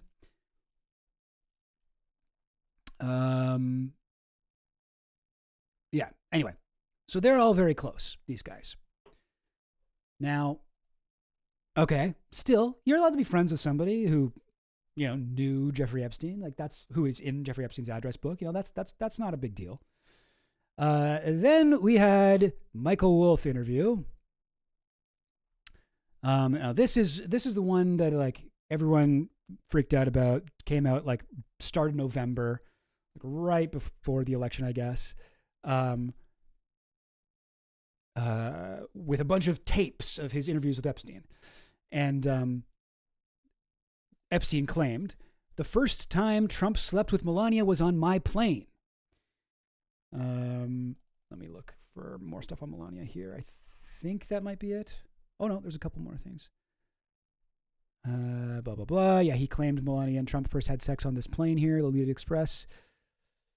The leaked address books had Melania's phone number in them. Blah, blah, blah, blah. Melania became first lady. Yeah, okay. So that's all we got from that. But that's kind of great. That's kind of interesting. We had that. I suppose that doesn't really add any new information, though. Then there is a Hunter Biden interview where he said that he sort of repeated some of Michael Wolff's claims, and he said that Melania Trump had dated Epstein. Wait, where did he say that? Hang on, I forget. And Melania Trump sued him for $1 billion. $1 billion. She sued him for over this. Let's watch. Got $1 billion document in my hands because Mrs. Trump is seeking $1 billion in damages if we don't take the video down and if Hunter here doesn't issue a formal apology to Mrs. Trump. So now we're here maybe to give you the platform to apologize to the First Lady for your statements that you made about her possible connection to Jeffrey Epstein. That's not going to happen. Yes. King. Hey guys, my name is... Okay, sorry, Brandon Buckingham. But yeah. So no, he's like, no, fuck that. I'm not, fuck off. Like this is like the Trump does this. Trump will sue you if you say something he doesn't like, regardless of whether or not it's true. And like he often sues knowing that he'll lose. This is like his fucking Roy Cohn tactic. If you watch The Apprentice, the movie, it explains all of this. And he fucking does this constantly. He sued the Wall Street Journal for the fucking the birthday book shit. Turned out to be completely true. He sued them for $1 billion. Like I love this part because it's one guy who is Hunter Biden, who's the victim of some like very deranged, in my view, political conspiracy theories about his laptop and blah, blah, blah. I'm not saying that his shit with Ukraine wasn't like sketchy and fucking corruption and bad and whatever, but like people went like way further with it, right? The laptop from hell. Yes, exactly. It's basically Darvo. Deny, attack, reverse victim and offender, pretty much. Or preemptive narrative inversion. I know you are, but what am I? Yeah, it's one of Roy Cohn's like 3 rules that Roger Stone and Trump have both claimed as their own rules, like attack, attack, attack, deny everything, admit nothing. You know, is that 3? I guess I don't know, but yeah, that's how they work. Seriously, watch The Apprentice. Really good movie, underrated. It'll give you a good understanding of Trump, and it's really well acted. The guy who plays Trump in it, Sebastian, what's his name? Sebastian Stan, the Winter Soldier. He does it in a way where he does a Trump impression without falling into like comedy. It sounds like Trump, but it's not like, you know, like James Austin Johnson's impression on SNL or something like that. It's like he does a Trump impression where he's still able to do like dramatic acting work. So yeah, I recommend that movie. I think more people should watch it. But everything will make sense with him. How he reacted to losing the election. Oh, it's fake. Oh, I didn't lose. Actually, suing everyone, suing all these things. Like the guy loves to sue. He sues everyone. And to him, the important thing isn't that he wins; it's that he was seen to be publicly denying it so strongly. Anyway, so Melania, $1 billion. That seems like what? That's a crazy amount to sue anyone for anything. But yeah, apparently, that's what she felt she was owed. Now here's an article. And if you go to it today, you get this. Oh, sorry. We published a story titled Melania Trump Very Involved in Epstein Scandal based on an interview with Michael Wolff. And then we figured out that Melania Trump is going to sue us for $1 billion. In response to a letter from the First Lady's attorneys, Daily Beast has removed a portion of the episode of the podcast, blah, blah, blah, blah, blah. The First Lady points to her best-selling book, Melania, as the definitive account of her life story. We apologize to the First Lady and her readers. So this article's been taken down. Nope, it's no longer there. Luckily for you and me, we've got a little thing called the Internet Archive. And it doesn't have everything, but it has a little bit. Melania Trump, very involved in Epstein scandal. Trump biographer Michael Wolff, who we learned from the Epstein emails, was like, not only was he like close to Epstein and like talked to him all the time, he was like giving Epstein like legal advice and like helping him out and shit. Really insane. Now I can't read too much of this because the archived thing has a paywall, and I guess the unpaywalled page may not have been captured. I can take a look, and I don't even think I can watch this video. I'll try, but I'll read you what I can read from this page. The First Lady has largely avoided the hot topic, but Trump biographer Michael Wolff suggests that she's acting behind the scenes. Longtime Trump biographer Michael Wolff says that First Lady Melania could be the missing link in President Donald Trump's ties to convicted sex offender Jeffrey Epstein. Wolff told Daily Beast podcast host Joanna Coles that Melania was very involved in Epstein's social circle and noted that this is how she met ... Okay. So we have Michael Wolff saying it. Yeah, I don't think, although it looks like it's here. Looks like it's here. I can scan through the little bar here and it's showing me stuff. Huh. Annoying. I'll just leave this page open, and if all of a sudden we hear Michael Wolff talking, then we'll go to it, because I would like to see what he said. So we're getting like some stuff here on their connection. Then, all right, the Ghislaine interview. So during the Ghislaine Maxwell interview with Todd Blanche, Ghislaine was asked Ghislaine brought a list with her to the interview on day one. She brought a list of all of Epstein's clients. She brought the Epstein client list. And every so often, Todd Blanche would let her read off a couple names. And then he'd interrupt her and be like, okay, anyway, no more of that, please. And one of the names she listed off was, do you want the names? Sure, go ahead. Elizabeth Johnson, Johnson & Johnson. When did the relationship between Ms. Johnson and Mr. Epstein start? 90s, 95, 96, 90s. So during the time period, yes, we're talking 90s. We're talking when I was there, when I was around. So anyway, so Elizabeth Johnson, who's that? Who dat? Well, wouldn't you know it? Her name is Libet. That's what people call her, Libet, like it rhymes with Tibet. Libet. Oh, hang on. No, I don't actually want this. No. I want to put her last name in here. Delete. Libet Johnson. And we've got a few photos here. She's so funny. She is a freaky lady. All right, so here's Libet Johnson. She's the sister of Woody Johnson. Let's add a new node connector. Siblings. And I don't know, green. If I could do this again, I would change some of the connection colors, but whatever. So she's siblings with Woody Johnson and client. And we'll make this one red, I guess. With Epstein. She's a client of Epstein's and a sibling of Woody Johnson. And why don't we just put over here, I don't know, just for fun, Johnson & Johnson. Just so we remember who these two siblings got their billions of dollars from.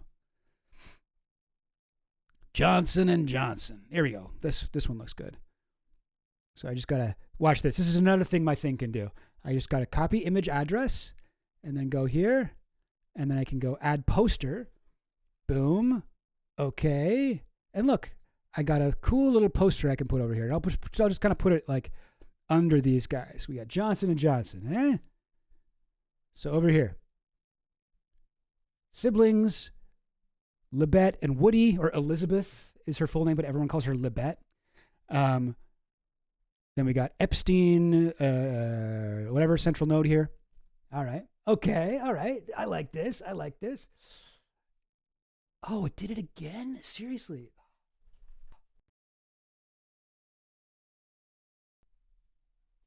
Okay. And I got to move this around again. Bibbidi bobbidi boo. Okay. Okay. We're back, everybody.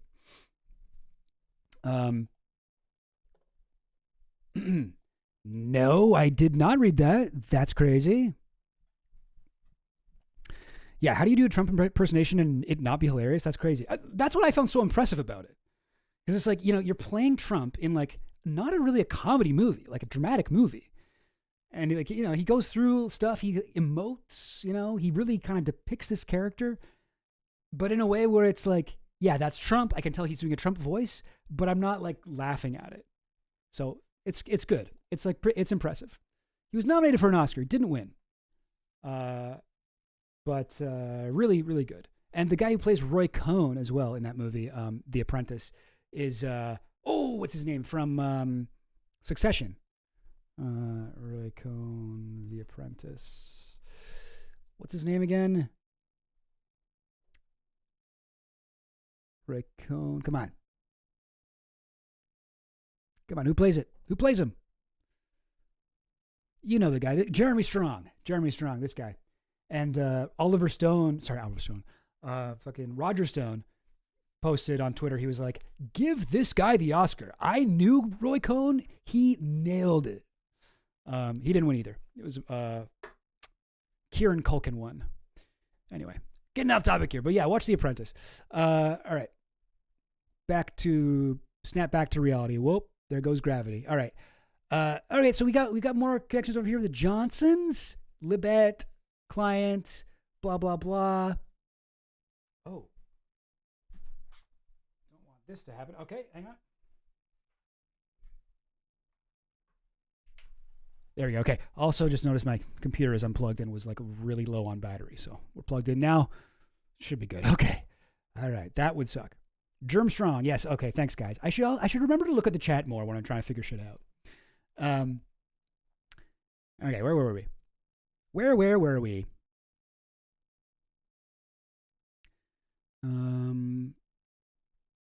I was looking for. Yeah. Okay. We got Libet Johnson in there now. And at this point, maybe this isn't too relevant, but I'm just adding names. And then, so this is day 2 of the Ghislaine Maxwell interviews with Todd Blanche. Are there some folks that you think we've forgotten to ask you about? Well, you asked me about names. I have some names. I just want to give you some context for the names as well. We talked about Elizabeth Johnson yesterday. She had a boyfriend, and he was Frederick Fekkai, the hairdresser. And he and Epstein were friendly, very friendly. So this is Frederick Fekkai. This is one of the, I feel like, did he not marry what's her name? Libet Johnson? This dude. And this guy was like apparently like one of Epstein's like best friends in the 90s, 2000s. So here's Frederick Fekkai. Okay, I spelled his name wrong. That's maybe part of the problem here. Frederick. Sorry, Freddie. I'm not going to get your. Oh wait, can I just copy paste this? Yeah, I guess I will get your accents in the picture here. Frederick Fekkai. Add Polaroid. Do the nice headshot here. Here's Frederick Fekkai, and we're going to do a dated between him and Libet Johnson. And we're going to do friends between Epstein and Frederick Fekkai. Now, we know, right? Like think about what we're seeing here, right? This is a network of friends of Jeffrey Epstein, like Trump, Frederick Fekkai, like Woody Johnson. Although I don't have a connection between Woody and Epstein yet, but friends of Jeffrey Epstein who end up dating or marrying women who were girlfriends of Jeffrey Epstein or victims of Jeffrey Epstein. Anushka, Chelina, etc. So this is like, perhaps what we're looking at here is Epstein he was constantly playing matchmaker, right? Like this was one of his things. You can see in a lot of his texts with Bannon, he tried really hard to find love for his ugly, evil friend. Okay, this is nuts. Okay, yeah, let me check this out. This is more about Libet Johnson. An American heiress just wanted to help children. Things didn't go as planned.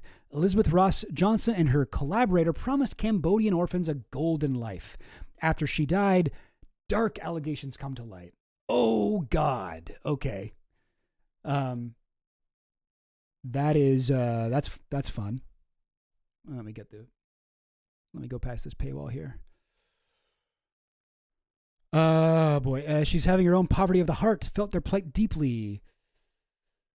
Oh no, you don't get it. She was really rich and out of touch, but she really felt bad that she made these orphans' lives worse.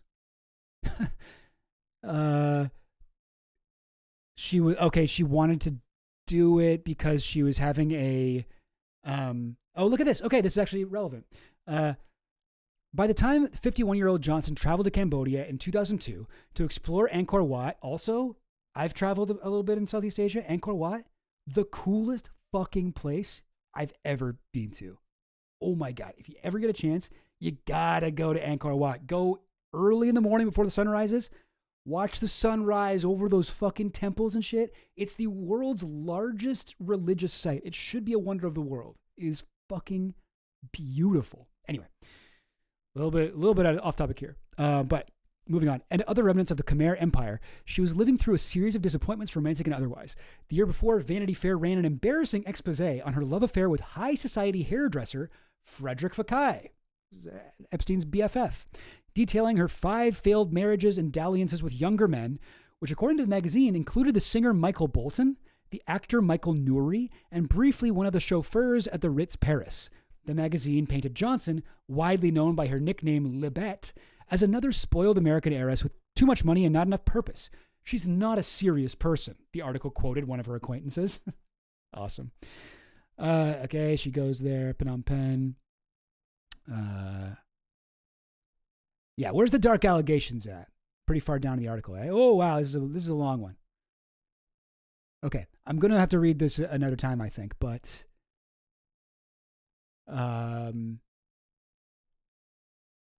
some of the foster parents were convicted. What's this now? Children testified against them. Oh, the Johnson family dedicated significant time and resources, navigated tremendous obstacles. Okay, to investigate. Okay, All right, so they basically made a child sex trafficking network, it looks like. Cool. Really cool. There she is there. Libet Johnson. So they ended up, is it that they ended up giving these orphans to foster parents who were convicted child molesters? Is that where it goes? Sorry, I'm trying to just quickly get the thing here. But yeah, anyway, rich people. I'm not even like totally, I'm not convinced that this is like, was an intentional thing by Johnson. I'll have to read the whole article another time. But I do think that a lot of fucking rich people do fucking vanity projects like that and end up like making people very unsafe. However, she was extremely close to Epstein, so who knows? Although I don't think that he was personally interested in children that young or non-white children of any age, really. It's just, but it is interesting. It is interesting. Okay, so we got Frederick Fekkai, we got Libet Johnson, we got blah, blah, blah, blah. I think we're going back to this.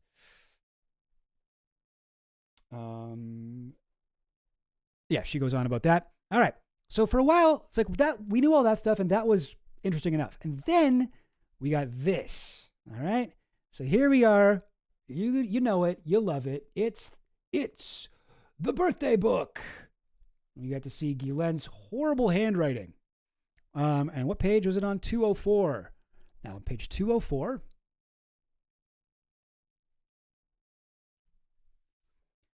There's this message, and this is in so there's two sections called girlfriends and girlfriends. It's girlfriends, all one word, and girl space friends, two words. And this is in the second of those sections, the girl space friends sections.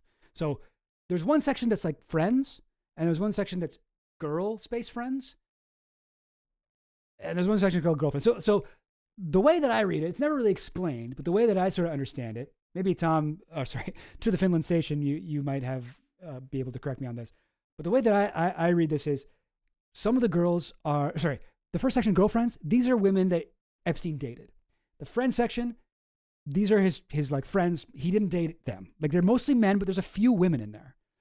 Then there's the girl space friends section. And I believe these are former girlfriends of Epstein's who later were, as Epstein would say, when I break up with you as my girlfriend, you get upgraded to friend, right? And that's when I start introducing you to my billionaire friend. You can find a husband that way or whatever. Like this is the section for those people, right? And so this is a letter, and the name is blurred, blacked out, redacted is the word. But this is from Suzanne Johnson, and we learn a lot about their relationship here. So firstly, we learn, Jeffrey, we met in the summer of 1985. Which makes us friends for 17 years. Can you believe it? We've had a lot of fun watching each other grow up. The day, do you remember this? Oh, Epstein, you remember this fun memory? The day Clark Schubach brought me over to your apartment and then left. After chatting for a bit, you blurted out, you were a virgin, right? After recovering from embarrassment, I answered, yes. How did you know? And you said, because you talk so fast.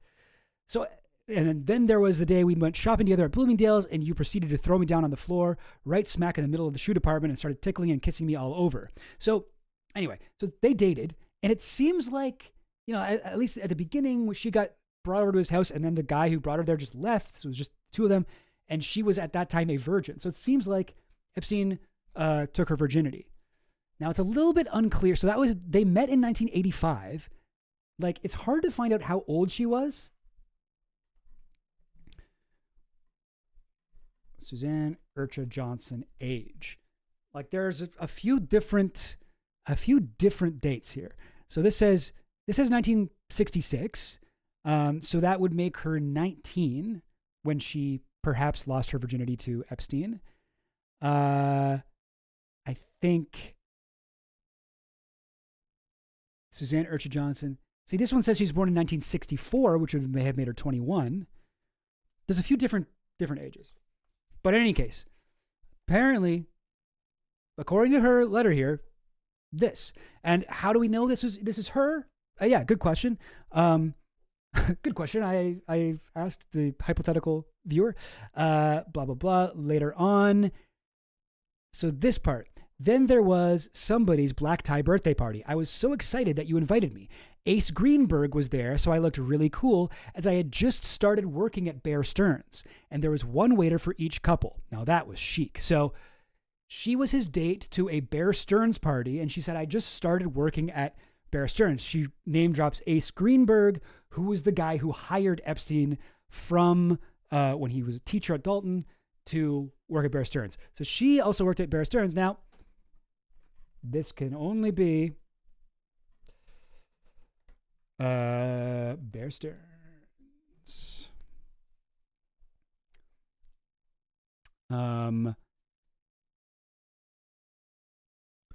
Bear Stearns. I just wanted to see the Bear Stearns stuff. All right. Well, does it say it? Was it going to say it in this thing? No, that has absolutely nothing for me. What do we know about Woody Johnson's wife? Woody Dick Johnson. Fuck off. Ad blocker. No, I won't. Current wife of Robert Wood Johnson. Oh, so his first name is Rob. Middle name is Wood Johnson, the fourth. Great. All right. And sorry, I'm specifically looking for Bear Stearns. Oh, it's not in here. Dang it. And I got rid of ads and everything. Inside the life of a powerful partner. Okay, this is a site looks stupid, but nothing about Bear Stearns. No, I really need the Bear Stearns in there. Let's put quotes around it.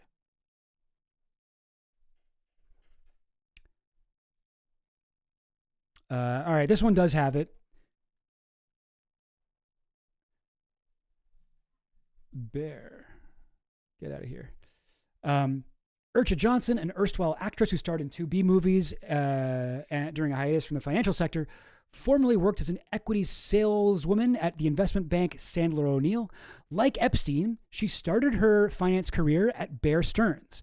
Her entry in Epstein's address book not only shows an apartment in Midtown Manhattan, but also the phone numbers of her sister and brother. She was also photographed with socialite Ghislaine Maxwell, who in late June was sentenced to 20 years in prison for trafficking girls. And I think they got that photo right here. So, yeah, she was friends with them. She talks about working at Bear Stearns. She talks about losing her virginity to Epstein. So hang on. Let's go back. Suzanne Urcha Johnson, not only friends with Epstein, dated Epstein. All right, we got the pink thing here. And, I guess I'd like to add a poster of Bear Stearns, because that's another company that's involved in this. If this is I am doing 2 things here. I'm trying to show you guys something, and I'm also trying to make a cool looking bulletin board. Hopefully both of those things are interesting. Add poster will do. Oh, why didn't it? Copy link address. Oh, sorry. Did you hear that horrible noise? Like, brep. There we go. All right. Oh, why isn't it? Is it just not loading? Come on now. Bear Stearns picture. Why? Oh, maybe it'll show up later. Who knows? But okay.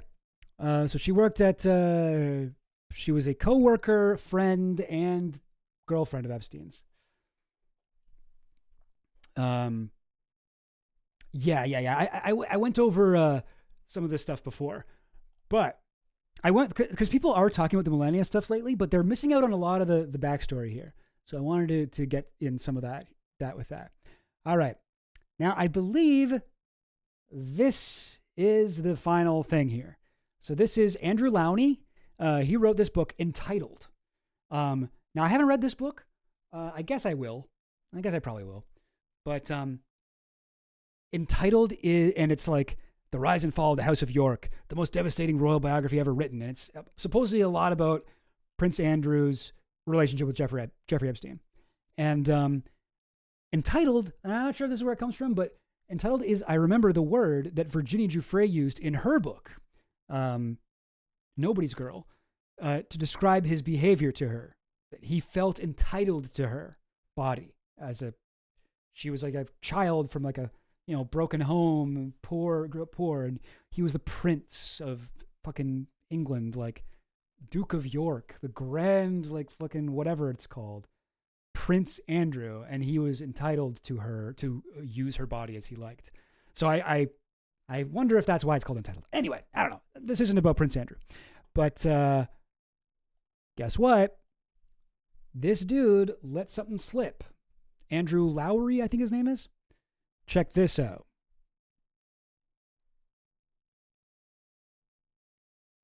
So here we are with him in Mar-a-Lago, as you see with Epstein. Sorry, can you see okay? Epstein, a woman called Gwendolyn Beck, who Andrew took to the island, and Melania. I had various references in my book to Melania Trump. Epstein had actually been her lover before Trump, but Trump... That's huge. I had never heard that anywhere. Epstein had actually been her lover before Trump. Didn't like that in the book, so... But Trump didn't like that in the book. He ordered it to be taken out of the book after about 60,000 copies had been printed. So it seemed to be a pretty pointless gesture, but anyway, our publishers did it, but I keep spreading the word. So that's fucking crazy. If true, I mean, whatever. This guy's like, a fucking, oh man, this is really not, replace image. Let's try to get, I would like the Bear Stearns logo in there. Let's try this one. Copy link address.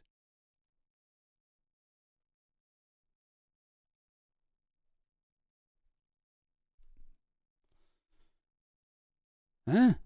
No? All right. I obviously got to do some finagling with the programming here, but it's mostly working, right? But now, look at this. Okay, now we've got Melania Trump. Where's Melania? Down here. Dated Epstein. This is our friggin' thing. You see this? We've got now. Okay, let me think here. We've got 3 women all in a row. Anushka DiGiorgio, first, 1997. I think November 1997. Chelina Middlefart, February 1998. And Melania Trump, sometime in 1998, at a party where Trump brought Chelina Middlefart as his date, according to like the official Trump and Melania approved story. They met at the Kit Kat Club. And now, you know what? There was one other thing I wanted to look at. Wait, who is this guy? Zampoli. Who's Zampoli? Paolo Zampoli. Now, this is the guy who, according to the official story, introduced Melania and, oh my God. Wait, hang on.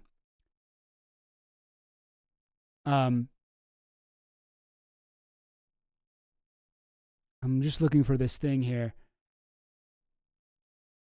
Wow. Okay, so there's a lot of connections are popping up right now. But I didn't look this up before. But Zampoli, what was his involvement in Epstein's social circle? This is from factually.com, so I don't know. I don't know if this is true. Epstein knew Melania well.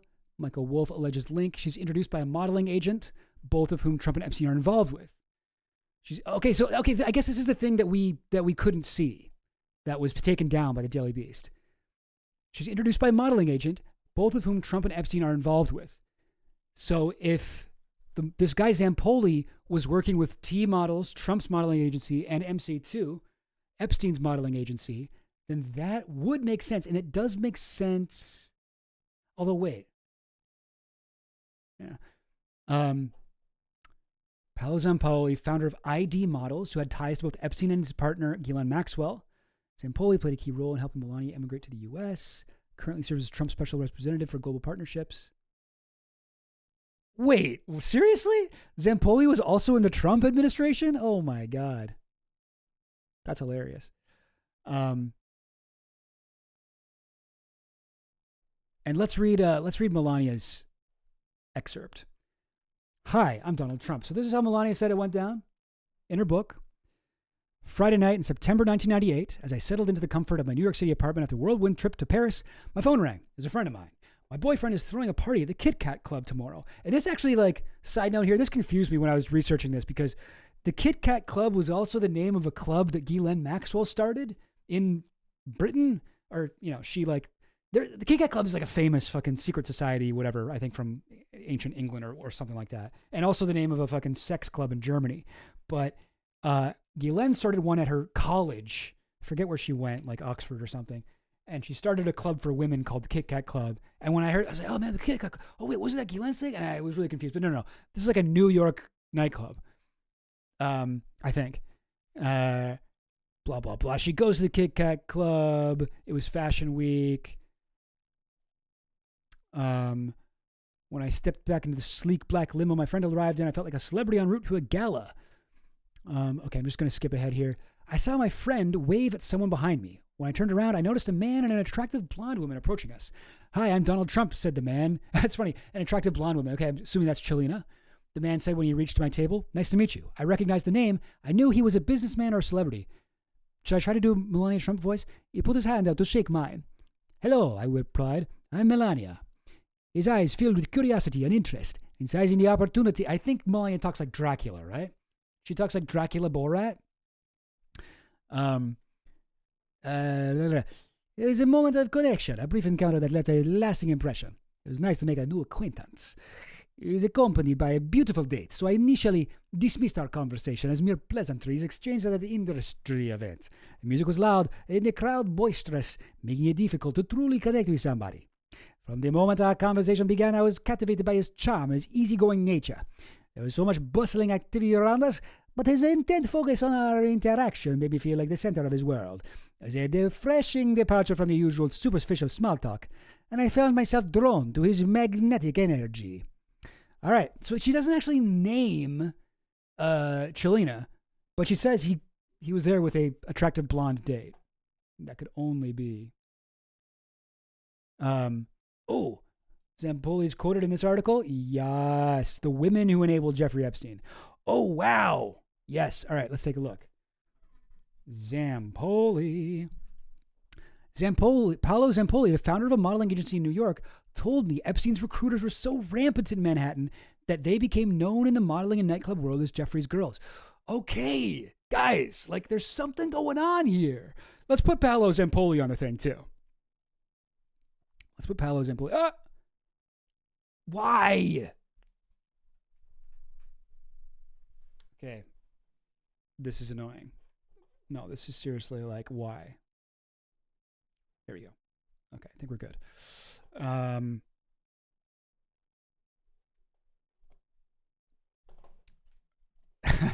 Did Ghislaine spell club with a K? Anything that's initials KKK? Kit Kat Club. No, yeah. It was a red herring. It's not worth looking into. It's just I was confused because I was like, I don't know. It's hard, right? Because like this is like look how fucking confusing this is. And this is just me trying to show you guys the potential connection between Melania and Epstein. And oh wow, look at this. Paolo Zampoli. I have it set up so that it's supposed to do this. It doesn't always do it. If I type in someone's name and they have a Wikipedia article, it just automatically gets their picture from the Wikipedia article. But if it doesn't, it pulls up a Google image search results for all of what you get if you Google image that.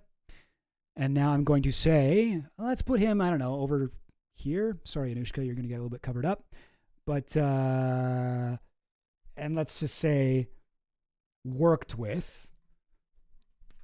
Oh, sorry, that's not a Polaroid. We got to add a label here. The label will be called, delete. Sorry, what do we want? Oh, yes, a new connection. Worked with. And we'll make it red. Trump, Paolo Zampoli, Epstein, Paolo Zampoli, and how can I use connections here to show that Paolo Zampoli introduced Melania to Trump?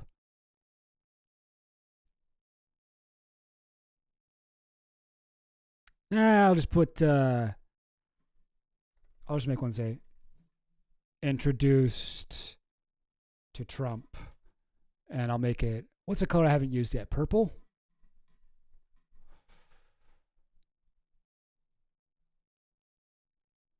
And then I'll add another one. Introduced to Melania. Purple. And I'll also put it. I'll also do that with Epstein and Trump. Introduced to Melania, and I'll do one down here. Introduced to Trump. Okay. All right. I feel like that's good. It's all good, except I wish this thing was working. Bear Stearns. Oh well, whatever. So here we go. This is the fucking corkboard chart. We've got Melania as the third in a series of girlfriends that Epstein provided to Trump, who were former girlfriends of himself. We have, this is like confirmed. Anushka, 100% confirmed. She has said this herself. I was given to Donald Trump as an offering, and she was like one of the main victims who testified against Ghislaine Maxwell and blah, blah, blah. This is like 100% confirmed. This Chelina Milfart, Chelina has never spoken about this, never, ever spoken about it. She's in Sweden running her $1 billion like business that her like dad or grandpa started or something. But it's like they dated. Epstein says in his emails, I gave Chelina to Trump a couple years after I dated her. And then Melania, we have a lot of people are connecting the two of them. And then like on top of all that, we've got Woody Johnson, who's also a friend of Epstein. Let me put that here. Woody Johnson, friend of Epstein. Libet Johnson, client, friend of Epstein. Both of them hooked up, like ended up marrying people who are also friends or dated Epstein. Suzanne Johnson and Frederick Fekkai. And then like we've got like you can really start to see the matchmaking network, right? This is like Epstein, whatever, setting him up with all this shit.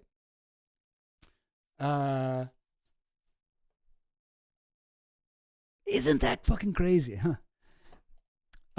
Do I remember correctly? The Kit Kat Club in New York is mentioned in the movie Bad Lieutenant. Oh, really? I don't know. I haven't seen the original Bad Lieutenant with who is it? Harvey Keitel? But the fucking Nick Cage one of my favorites. One of my fave Nick Cage movies. One of my fave movies. Love Herzog too. Just like that bit from emails, I'm finding all the juicy stuff on page 2 of the search results. You mean for Kit Kat Club? Remember that email that Epstein had also that was like about them trying to push down the search results? Whatever. And it was like that, like, we're trying to get this on page 2. We're trying to get this, whatever.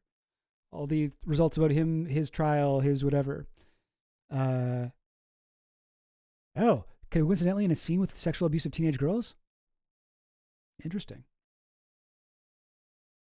So, yeah, I mean, like, the Epstein connection to Melania Trump it's unusual. And I mean, like, I will also point out, Melania Trump she's from Slovenia.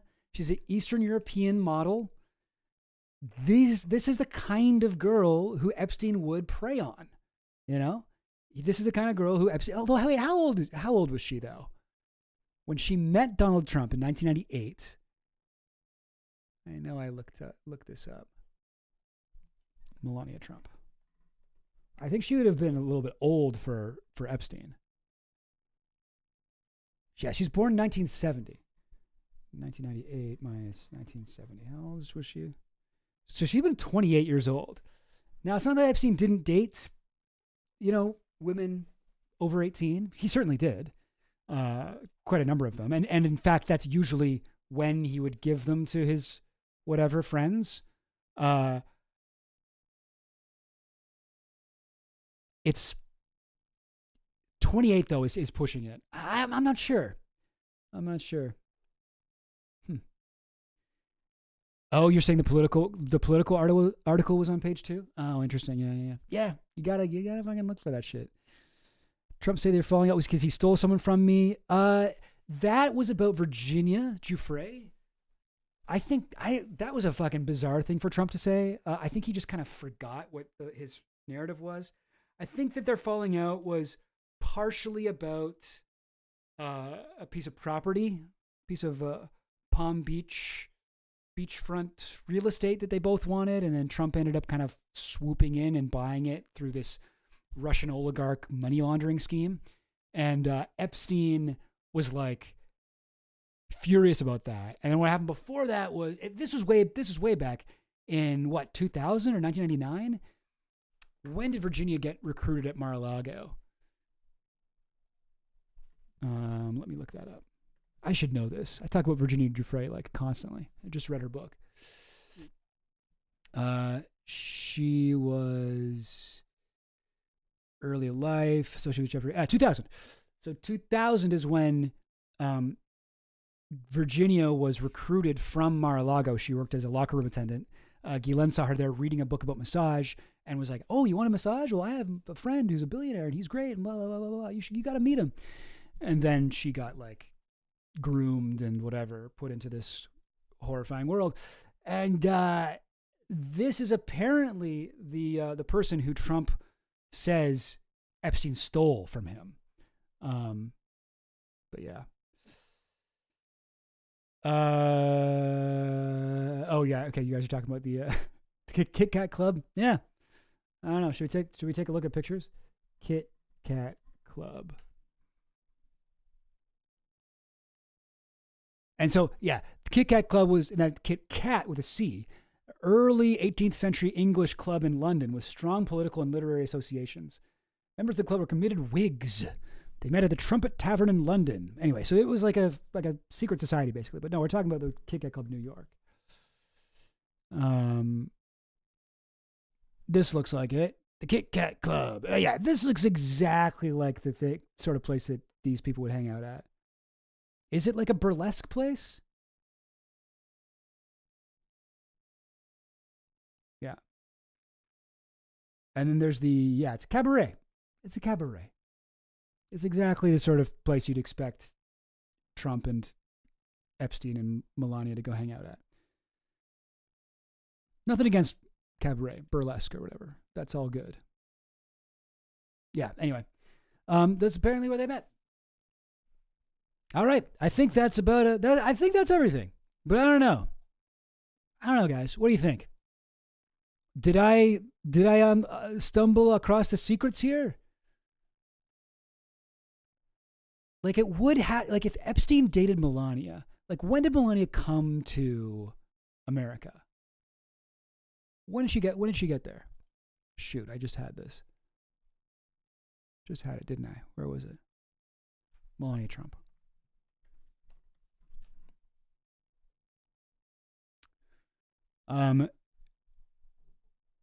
Yeah, okay. Hang on. This might tell us something. When Melania was a teenager, she moved blah blah blah. From her youth in Slovenia, she was influenced by the United States. At the age of 15, she began attending secondary school for design in Ljubljana. Sorry, don't know how to say that. After graduating at age 19, she moved to the University of Ljubljana. Yada, yada, yada. Then she was discovered by fashion photographer Stain Jerko when she was 16. Okay.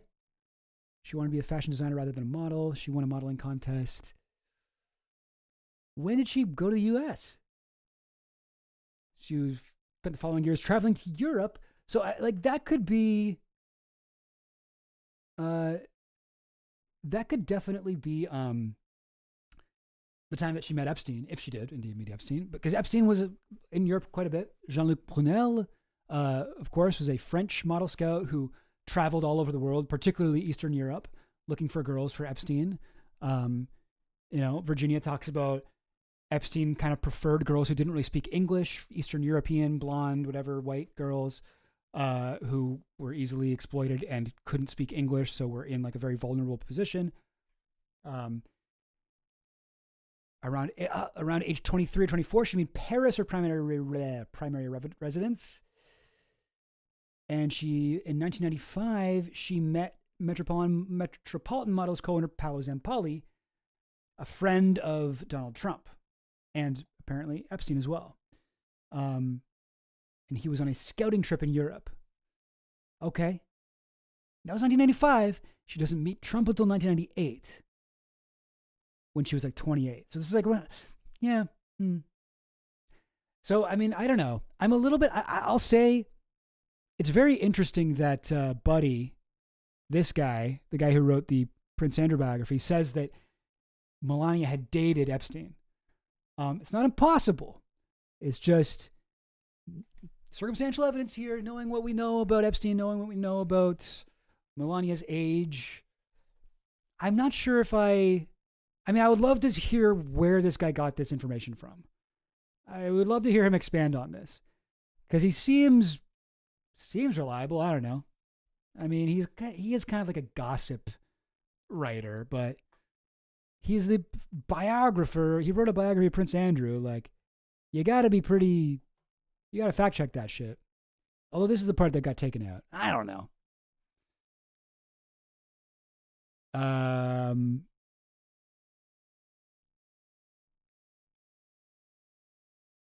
Anyway, I don't know, guys.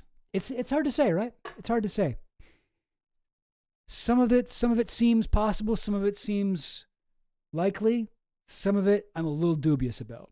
And I guess, like, if we take out the connections directly between Melania and Epstein, like if we take out the dated one, she still is close to him.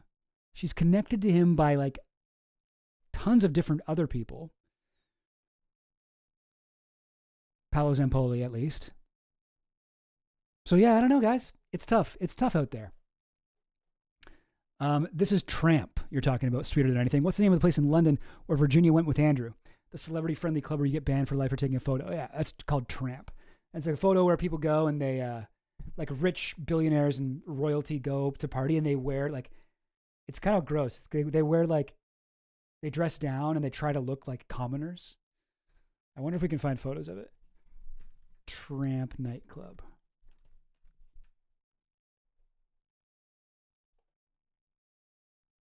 Yeah. So they try not to look all flashy. The most decadent club in London. I don't know. Actually, these kind of people do look flashy. Well, I don't know, guys. That's just what I'd heard.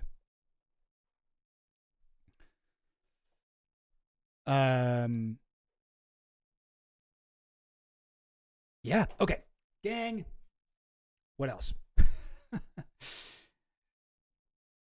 So who knows? Who knows what's true with that Melania thing? I thought that was interesting. And I wanted to put up a thing. Oh, I got a new Coop video I wanted to watch. Oh, you know what? Yeah. Actually, Finland. I wanted to go over oh.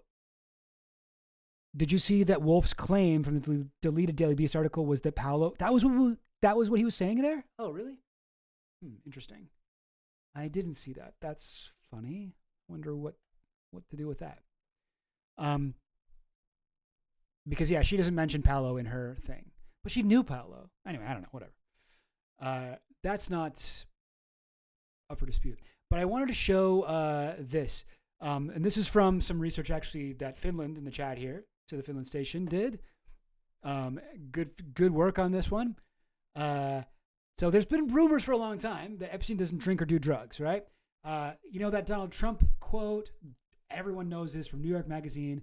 I've known Jeff for 15 years, terrific guy. He's even said that he loves beautiful women almost as much as I do. Many of them on the younger side. That quote comes in the article after this. Epstein likes to tell people he's a loner, a man who's never touched alcohol or drugs, and one whose nightlife is far from energetic. Here's one quote. I just found this quickly in a Virginia Frey book, but she mentioned this a few times in the book.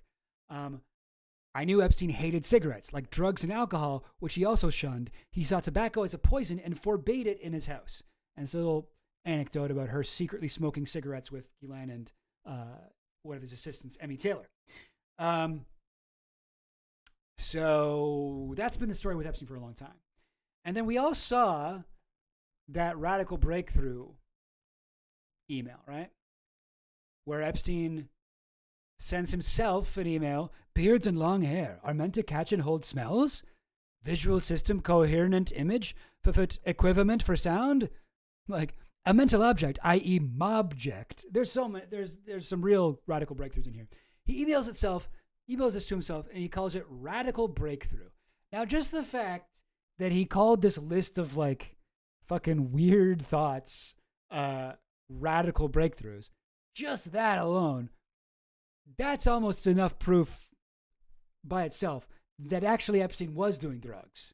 Like this is like even beyond like weed thoughts. This is like acid, mushrooms, you know.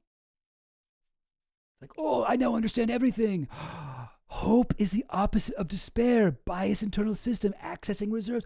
Wait, dude, skin as part of brain? Membrane? Like, you know, like this guy is, fear is pain in the future. Like, anyway, does I transmit information? These are high thoughts. These are chemically assisted, you know, thoughts. And, but apparently this guy doesn't do drugs. Well, I was talking about this on last stream, and we got, what's it called?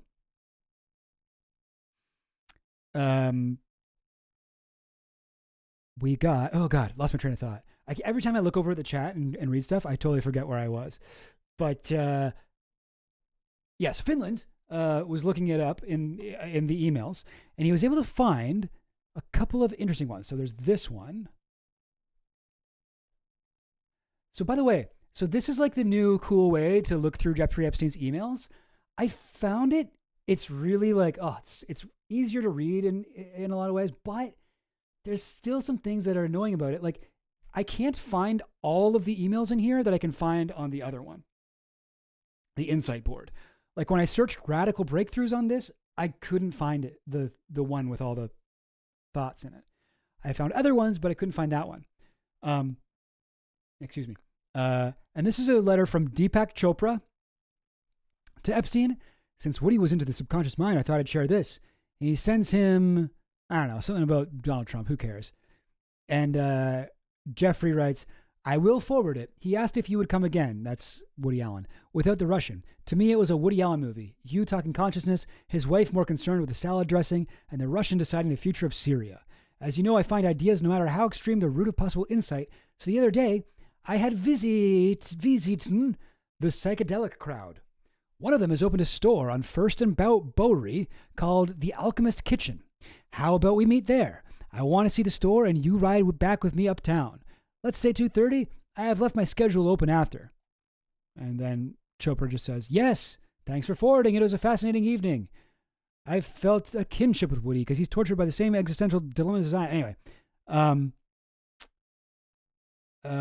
Whatever. But anyway, the only really interesting part in that, now I'm just getting sidetracked by the Deepak Chopra stuff, which we could also talk about. But the other day, I found ideas, no matter how extreme, the root of possible insight. So the other day, I had visited the psychedelic crowd. And this is August 8th, 2016. The Radical Insights thing was January 8th, 2018. That's a couple years later.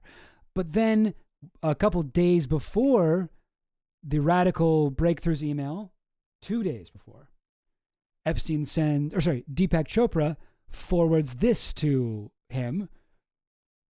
FYI, and it's a Psychology Today article, Lunch with Deepak, LSD, Quantum Healing, and Play-Doh. And so I guess he's forwarding him like a talk that he gave. Okay, sure. And is it just he copied and pasted? Yeah. Lunch with Deepak. So it's a talk about LSD. So it's like, and like Finland pointed out to me in DMs, like that is, like, it makes sense, right? Because like Epstein hung out with a lot of scientists, a lot of like, you know, guys in this sphere that was very interested in psychedelics at that time in the 2000s, 2010s. Like even now, like the psychedelics are becoming more and more popular among intelligent scientific people, you know. Joe Rogan has played a big role in that, I would say. And it makes sense that Epstein, maybe in the 2000 when he was with Virginia Giuffre, when he was being interviewed by New York Magazine, he would have been totally anti-drug. And then as time went on, in the aughts, the teens, whatever, it seems like Epstein may have dabbled, may have experimented with some radical breakthrough shit, let's call it. And I mean, like, that email, come on now. You think that this is something that you could, plants, communication, surface area, similar to humans. Do we get plant diseases? Yeah, this does seem, taste, food, kissing. This seems like, I have notes like this that I wrote, like, coming down from a heroic dose of mushrooms. Yeah. When that Michael Pollan book came out, oh yeah, Change Your Mind or whatever it's called. Yeah, 2018. Oh, really? You once interviewed Deepak Chopra in 2008 for eHarmony advice? Wow. Okay. Right on. Cool. Yeah. How old was Ghislaine when she was the official girlfriend? And that's a good point. I think that Ghislaine would have been, let's look that up. Let's look up the exact age here. Ghislaine Maxwell. 61. They met 91. What would that be? 30? Yeah, I think that's right. 1991 minus 1961 equals 30, right? Yeah. So she would have been 30. Now with Ghislaine, I think for Epstein, and guys, like, I want to make a differentiation here between like anything that's confirmed. This is all just my own personal feeling. I think with Ghislaine, what Epstein liked about her was connections. She was a beautiful woman. She wasn't blonde. She wasn't young. She wasn't really his type, but she had connections. She was like, she had royalty connections, and her father was had these weird Israel-Russia spy connections, buried in Israel with full military honors for mysterious reasons, died mysteriously, a lot of weird sketchy shit with Robert Maxwell. And I think that Epstein liked that. I think that Epstein liked that would make him look like he was connected to it. And of course, in the future, a lot of conspiracy theorists are like, Epstein was Robert Maxwell's apprentice, but no evidence that they ever met. Whereas Melania, and of course, also I should mention, Ghislaine had connections to the science world because her father ran, what was that press thing he had that was just for scientific articles? So 28-year-old Melania, she's not even blonde, right? But she's old for Epstein, and she doesn't really have any big connections. Whereas Ghislaine has the connections, like majorly helpful to Epstein, hugely helpful to what he was trying to do, which was network and sexually assault as many children as he could. Ghislaine was very helpful to him in both of those ways, and was an extremely good, like, public-facing girlfriend for Epstein for a long time. But yeah, with Melania, it's hard for me to make that same, to do that same kind of Epstein math. Although maybe he did. I mean, I don't know. It's hard to say. Yeah, Ghislaine also had connections that models or whatever didn't. Of course, yeah, absolutely. And she had British connections that became very helpful to him. Even Prince Andrew. I mean, who knows? Gang. I don't know. There's one more thing about radical breakthroughs I wanted to show, and I think this one I can look for in here. So if I search the Gmail, if I search this for radical breakthroughs, like I said, the main one doesn't show up, but a bunch of other shit does. Look at all this shit. A ton of stuff. And another thing that bugs me about this is that, unlike on Gmail, and this I would just love all of these places to do, they're not even in order. Like, it's like 2017, 2018, 2017, 2018, 2018, 2017. Like, guys, come on now. Like, it's all completely random order. Like, I would like to easily be able to just go through these in order. Anyway, whatever. But it looks like Radical Breakthroughs was, in fact, a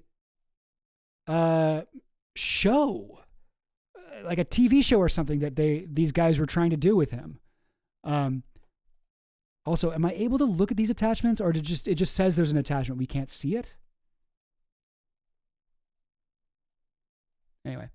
Hi, when are you back in New York? Attaches the complete pre-production book for Radical Breakthroughs. Now introducing Misha Gromov. Love your feedback, suggestions. Also attaches the budget and the timing of funding. As presented originally, now updated for the completion of pre-production. So it looks like a show.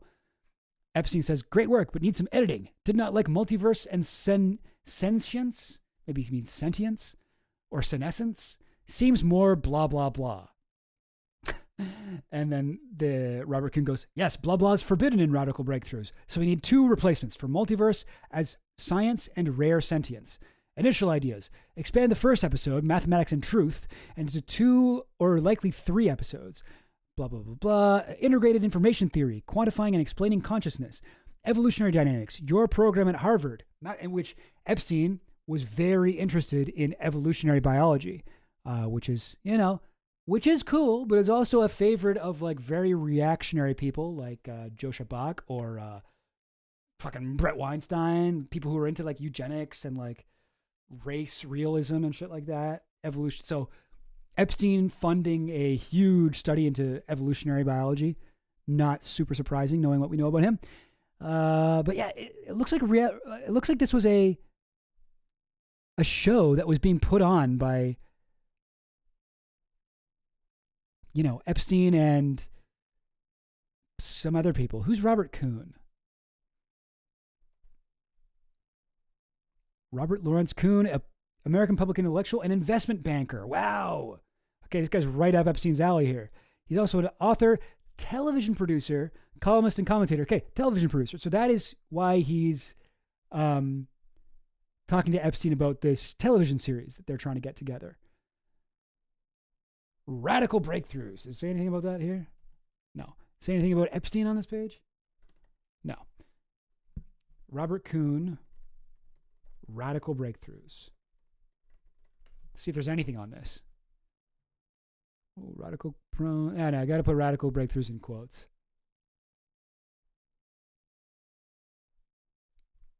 No results. Okay. Well, I guess this will hopefully come out soon because it looks like they were talking about something here.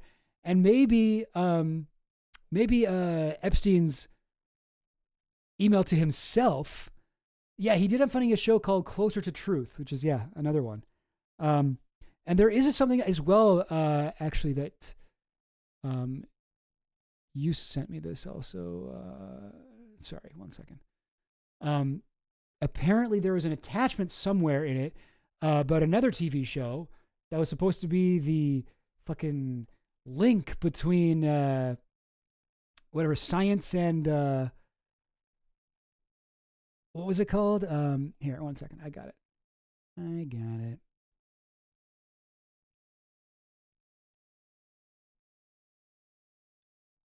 Where is it? Here it is. Strange Bedfellows was the name of it. Strange Bedfellows. It's another show that it looks like Epstein was funding. The New Origins Project presents Strange Bedfellows. Culture meets science, science meet culture. This series will bring together cultural icons. Sorry, it's not easy to zoom in on this. Celebrities, movie stars, directors, writers, and musicians with famous scientists to talk about commonalities and differences. Each segment will be moderated by scientist, author, provocateur Lawrence Krauss, who has some really ugly connections to Epstein. He was talking to Epstein. Like a lot of these guys would send Epstein like, can you give me advice on dating? And Lawrence was like, can you give me advice on like covering up abuse allegations? You're the expert. Oh.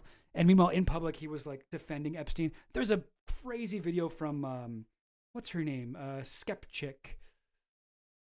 Why can't I remember her name? I think I actually have it up here. I almost played it. Yeah, I almost played this as the intro. Rebecca Watson.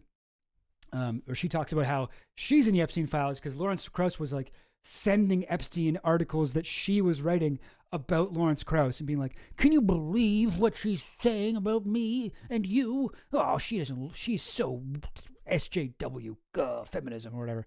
Anyway, this video is great.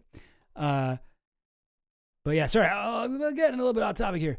What was I just saying? What was I just doing? Was it this one? Yeah. So Lawrence Krauss was supposed to be the host of this show, and check out the guests, okay? Johnny Depp, who apparently was at least invited to the island a few times by Lawrence Krauss to meet Jeffrey Epstein, and Lawrence Krauss was like, oh, you'll love him. He's so cool. He plays guitar. He's awesome. Courtney Love, who, as you'll notice she's highlighted here, she's actually in the Epstein address book, and her name is circled by Alfredo Rodriguez, meaning that Alfredo Rodriguez, Epstein's former house manager, butler, circled a bunch of names who he said, these people know about the sex trafficking. They are witnesses to it. So Courtney Love, circled name in there. Marilyn Manson. What the fuck was this show? Johnny Depp, Courtney Love, Marilyn Manson talk creativity in music versus creativity in science with Nobel laureates Frank Wilczek and Yuval Hoffman. What the fuck is this? Okay, Woody Allen talks about the human condition with linguist Noam Chomsky, and we know that these guys were close friends with Epstein, Noam and Woody, and they hung out together even. And Noam Chomsky has this thing where he was like questioned about it, and he was like, I do not owe you an explanation for why I decided to spend an evening with a great artist, or whatever, talking about Woody Allen. Anyway, Sarah Silverman and Paul Krugman. What the fuck? Like, what would this even be? What would this even be? No, I don't know about any connections between them, but then we've got William Shatner and Nobel Prize winning physicist Kip Thorne, Steve Weinberg, or Elon Musk. Now, Elon Musk, I don't have him as officially a Epstein guy, but who's Kip? Who is that other guy? Who is it? Kip Thorne. Apparently, he's in my Epstein affiliations master list here. Kip Thorne. Okay. There's a photo of him on Little St. James Island. That's with Stephen Hawking. Let's see. Kip Thorne, LSJ. Images. Okay, no, hang on. Kip Thorne, Hawking, Epstein. This one. Yeah. So there he is. So there's Kip Thorne. There's Stephen Hawking. Stephen Hawking's, I guess, assistant. And this is another scientist. I forget what her name is. And this is another scientist. I don't know. But yeah. Is it going to tell me on this page? A talk with Lawrence Krauss. Kip Thorne. Oh, yes. Okay. Stephen Hawking, David Gross, Kip Thorne, Lisa Randall. Do I not have Lawrence Krauss on there? Or maybe I spelt it differently. Anyway, okay. Is this all photos from the trip to Epstein on the Atlantis submarine? Wait, when's this from? Does it not say a date? Oh, 2006. Oh, wow. Okay, so this is like before everything. Damn. Crazy. Okay. I'll have to come back to this. Does it mention Epstein at all? Epstein. It does. They could meet, discuss, relax on the beach, and take a trip to the nearby private island retreat of the science philanthropist Jeffrey Epstein, who funded the event.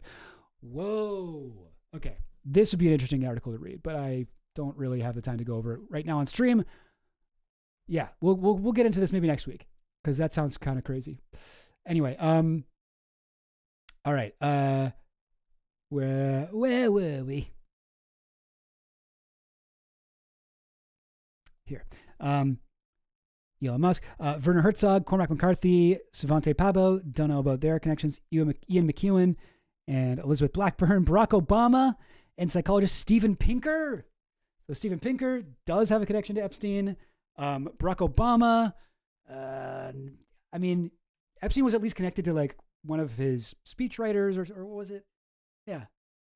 What's her name? Somebody who's like very close with him. So he would have had connections. Director Alex Garland, who I think is fucking sick. I love his movies. Watch fucking his show, by the way. Devs. So good. If you liked Ex Machina, Devs is basically like a sequel, prequel, similar, like, spiritual sequel. None of the characters or anything, but it's like very similar. It's about like corrupt tech CEO billionaires and their like messiah complexes. Very similar to Ex Machina, but also totally different. Anyway, I don't know. IT computer scientist Eric Horowitz, Larry Page, actor Bill Pullman, magician Penn Jillette, Nobel Prize winning economist psychologist Danny Kahneman, Stephen Fry, and biologist. Like, what the fuck? What would these people talk about? You know, like I'm just so. That's it. Thank you, Finland. Kathleen Rumler was the name of the guy. Yeah, I mean, like, hey, this isn't even directly connected to Epstein. This is just a show that it looks like Lawrence Krauss was producing. That was supposed to be Bill Pullman. It was supposed to be a show that Epstein was going to fund. And so that's why it says down here, here's the budget. This is what they wanted for it. And I mean, what a fucking stupid show idea. Like, why would anyone want to watch this? Some of this, I admit, I would have watched. I definitely, in the 2000s, are you kidding me? I probably would have watched this entire thing. I really liked watching fucking like atheist debates and stuff. And like, I watched a lot of Lawrence Krauss, like fucking pop physicists and stuff. Like, I love that shit. I liked watching shit that made me feel smart back in the day. I mean, to be honest, I still do. But like, really, why would I want to hear fucking Johnny Depp, Courtney Love, and Marilyn Manson talk to Frank Wilczek and Yuval Hoffman as facilitated by Lawrence Krauss? What is the purpose of that? You know? Anyway, yeah, oh, definitely. It sounds like they're trying to be Joe Rogan. The show looks cool. Okay. I mean, I admit I would have watched the shit out of this, but it just seems like, what is the audience for this? Aside from me and maybe like a couple people in the chat here. But it does seem like Epstein was maybe funding it and being like, oh, I know some people. I know these people. I know some people here. Let me get you this guy. Let me get you this guy. Let me get you this guy. Yeah, Kip Thorne. Yeah, he came to my fucking Stephen Hawking submarine shit. Yeah. Anyway, radical breakthroughs. So, yeah, I wish I knew what this was an attachment for, where this was. Let's see if I can find it in the email. Strange Bedfellows. Straggany Bedfellows. I loved, also before we leave the radical breakthroughs, I love to imagine Epstein going to like these scientists that are working on this reality, like radical breakthroughs show and being like, you know what, take out the one about sentience. Can you put in one about how like maybe a mental object could be called a mobject? Like his like weird ideas. Like, is that what radical breakthroughs was? His note to himself. He's like, no, here's the real idea. Actually, can you do one based on something I thought of when I was really high? Strange Bedfellows. What do we got? No results? That ain't make no sense. Strange Bedfellows. See, this is what I mean. I'm finding the J-mail frustrating because I know there's stuff about this. I know there is. Why aren't you showing it to me? Yeah, it is the best looking one, and I love that it's very cute. It looks like Gmail, but like, it's not. You know what I mean? You know what I'm saying? Like, let's try it on this. Strange Bedfellows.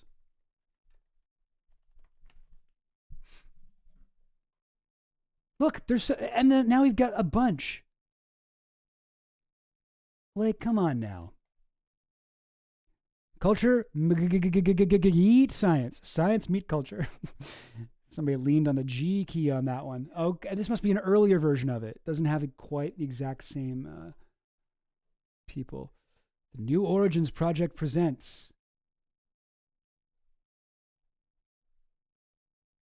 Oh, and this is a text. Politics makes for strange bedfellows.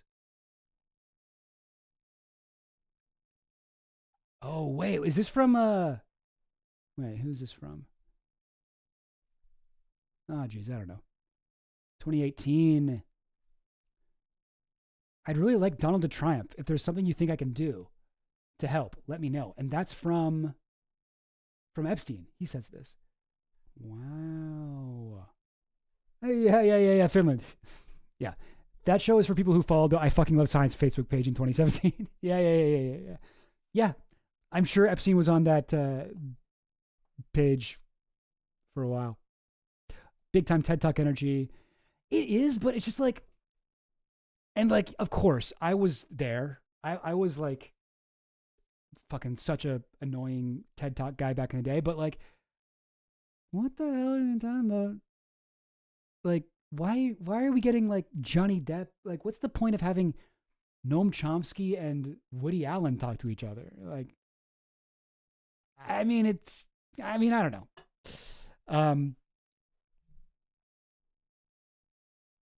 I wanted to know who this is from, because this is Epstein being like, how can I help Donald? He has to win in November. College-educated women will not show. Interesting. And who's this from? We don't know. But someone here is saying, I could make peace with Steve. Presumably that's Steve Bannon. It will take all of you that like him working together. Otherwise, it will be Fred Sanford. Elizabeth, I feel an attack coming on. That's from Epstein. Politics makes strange bedfellows. Yeah, there's another site that's good for the texts. Let's see. Strange bedfellows. iMessage.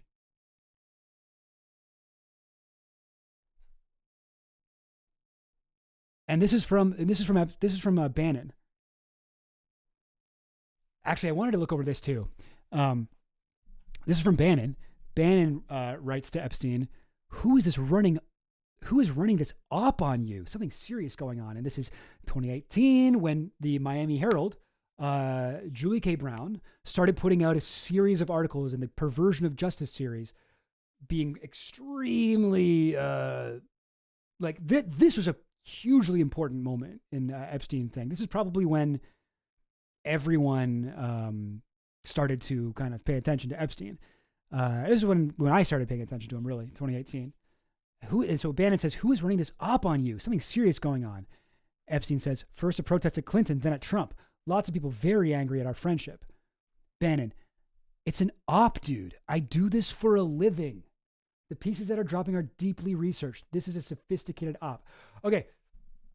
Excuse me. So Bannon seems to think that this is like an op from somebody who's trying to crush Epstein. I don't think that's the case. I think that's kind of a stupid way of looking at it. But what I do find interesting is I do this for a living. Bannon, here is Bannon saying, I make my living by doing like deep research on people and strategically dropping pieces about them. And that takes me to, like, what is he talking about here? I mean, the fucking Gamergate saga that Bannon was intimately involved in, the Cambridge Analytica shit. Bannon was a part of that too. Pizzagate, which Bannon was poised directly to be a part of this. Pizzagate, in fact, very similar to what's going on with Epstein in 2018. Pizzagate in 2016 involved a bunch of articles and a bunch of theories dropping on first very fucking obscure, like, niche websites like 4chan and 8chan, and then some like still weird like conspiracy things like what's it called, like We Are News and Cassandra Fairbanks and Cernovich and Paul Joseph Watson on InfoWars, and then InfoWars, Alex Jones doing it, and then that shit getting shared by Drudge Report, and then finally it making its way to Fox News. Like, this seems like something to me, like what Bannon's talking about here.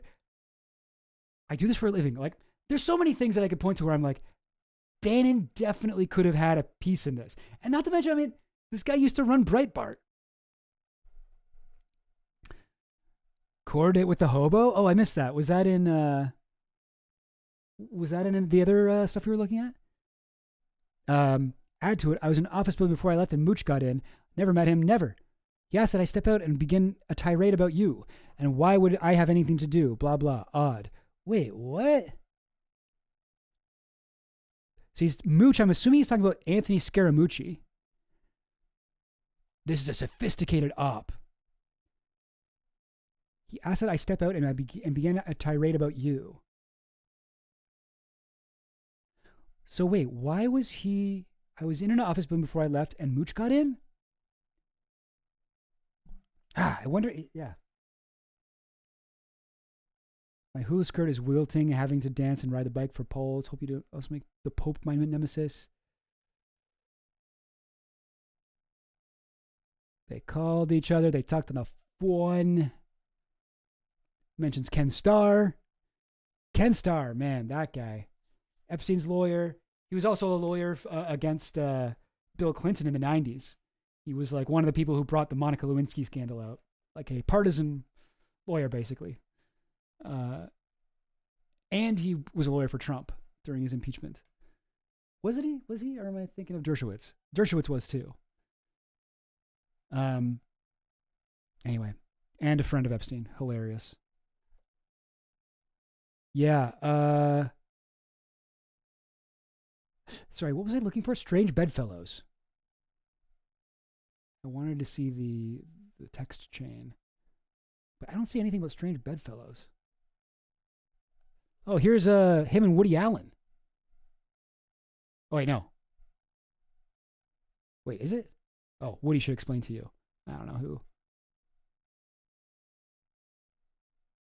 I don't know.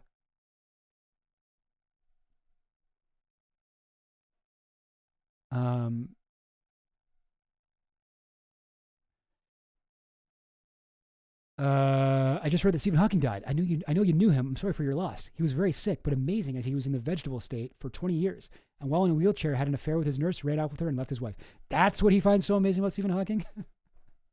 He's like, yes, Stephen Hawking is such an inspiration to me.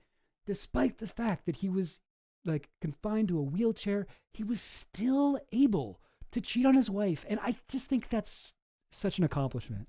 That's like Epstein's talking about his thing with his why he likes fucking Stephen Hawking.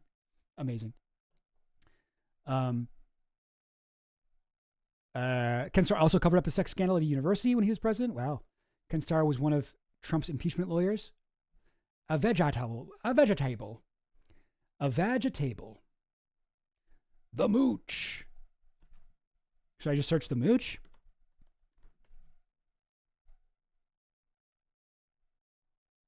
Whoa. The Mooch. Mooch?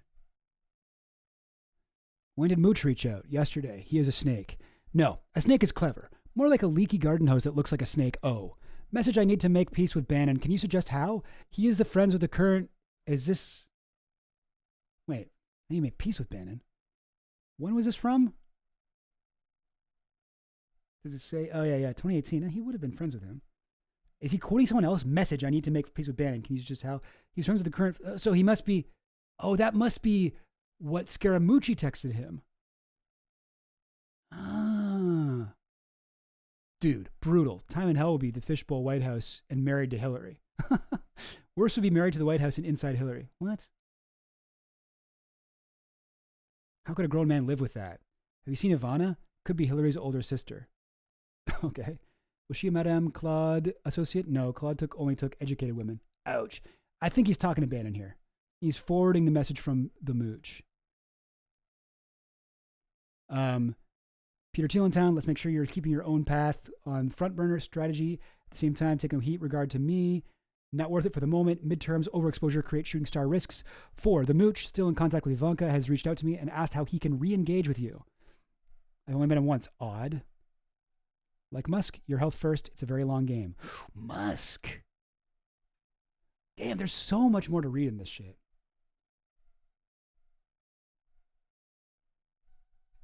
House document 02333.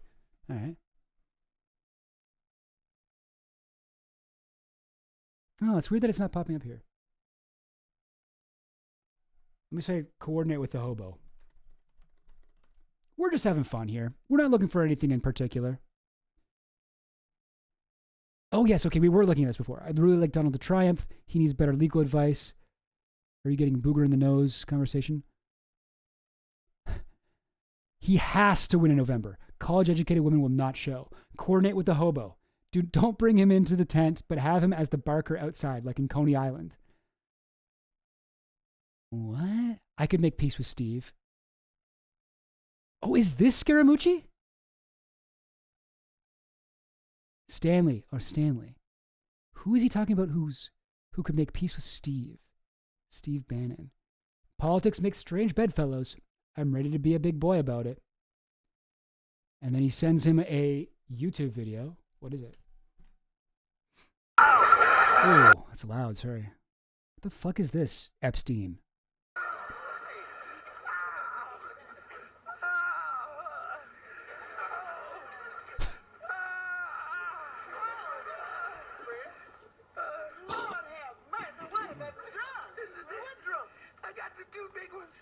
One in my head and one in my heart. Oh, Elizabeth, I'm coming, honey. Have a heart and head, man. All right, I don't really feel the need to watch that whole thing. This is what he sends him, this thing of a guy reeling. Oh, my head, my heart. And he sends him this, if November goes Dem. And I like this theory, is Bannon the hobo? Because Bannon is gross. Bannon looks like he doesn't bathe or wear deodorant, right? Like, what was it? The one where he's on the cover of Time magazine. This one. Oh my God. What a fantastic photo. This guy has the worst skin.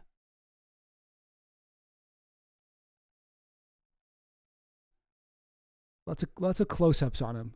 He's sort of fascinating. He's fascinating to look at. Yeah. Could he be the hobo?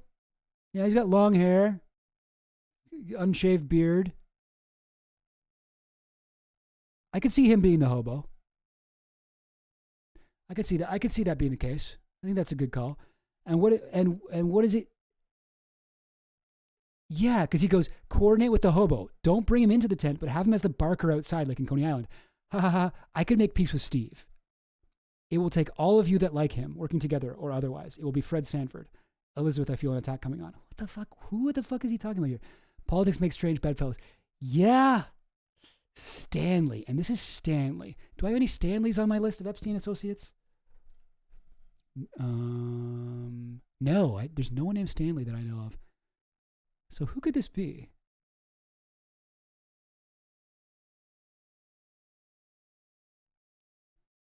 Was John Dowd the perfect fat Stanley?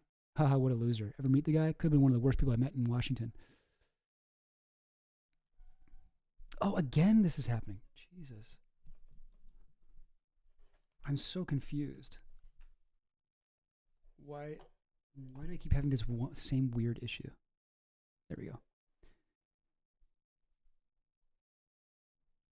He called me after the Vanity Fair article. I want to know who this is.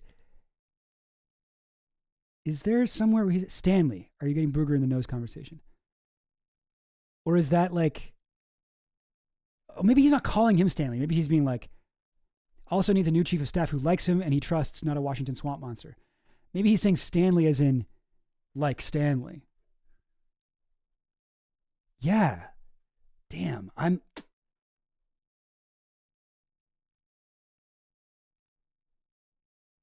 Yeah. I think do we think it's Mooch? Because he ends up forwarding a message to Steve from Mooch, right? Is that politics makes strange bedfellows? Call me. Yeah, what was the one where he says he calls him the Mooch? It's funny. It looks like Epstein reached out to him first. Mooch still in contact. So let's look at the dates here. August 21st. The Mooch has reached out to me, asked how he can re-engage with you. That's August 21st, 2018, and coordinate with the hobo.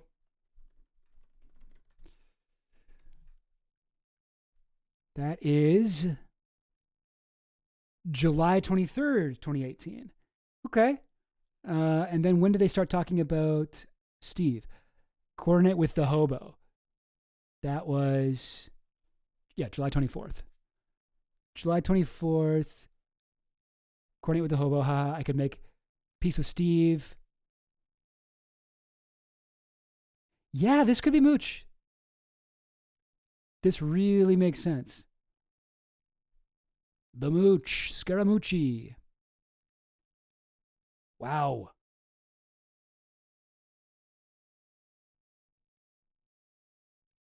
Wow. Crazy the amount of sway this guy had. Like, why is fucking Scaramucci talking to the guy?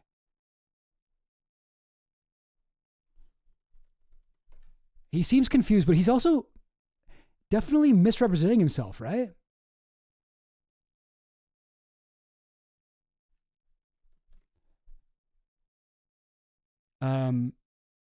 He's talking to Bannon. And when is this? June 22nd, 2018. Okay.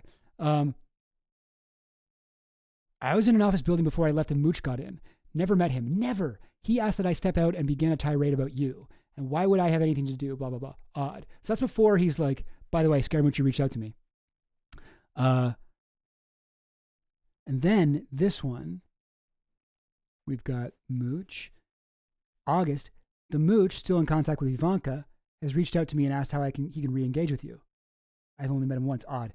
But it's funny because he's saying he's reached out to me and he's like, this guy's weird. He's reached out to me. But no, Epstein was the guy that reached out and he was like, by the way, what the fuck? I'm, whatever. I'm willing to do whatever I can to help Donald Trump win. But then he goes, that's not very honest. Epstein, I've heard a lot of things about you, but dishonest to your best friend in the world, Steve Bannon? You don't need to impress him like that. It's okay. Anyway, God, there's so much more to look through on this. Yeah, I think I'll save that for another time. Yeah, I wonder if the Goblin Queen wants to come in. Goblin Queen, are you in the chat? Where are you? Where'd she go?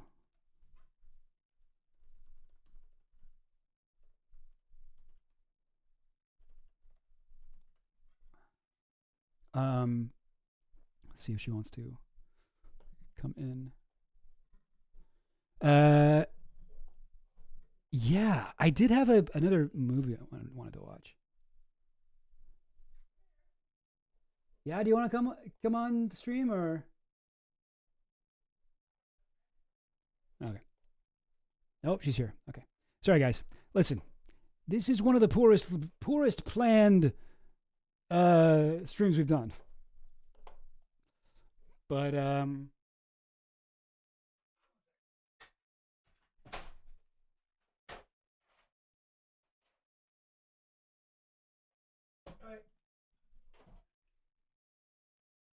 I was talking to Goblin Queen Ashley the other day and about coming on the stream today for a little bit, and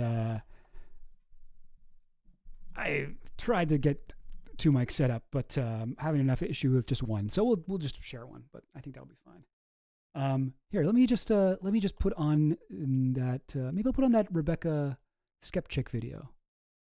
What's her name again? Rebecca Watson. 1 second, gang. Give me a minute. Okay, look, I know that here on this channel, I often criticize other prominent people who are behaving in ways that I find abhorrent, accepting dark money and failing to disclose it, producing propaganda for big oil, silencing critics with phony libel lawsuits, and on and on. And inevitably, when I make a video like that, in the comments, there are people who say that I'm a hypocrite. Nobody's perfect. One day somebody's going to air out my dirty laundry and reveal to the world that I am not so great either. I'm not what I seem. Well, after several decades in the public eye, I am now faced with that exact scenario.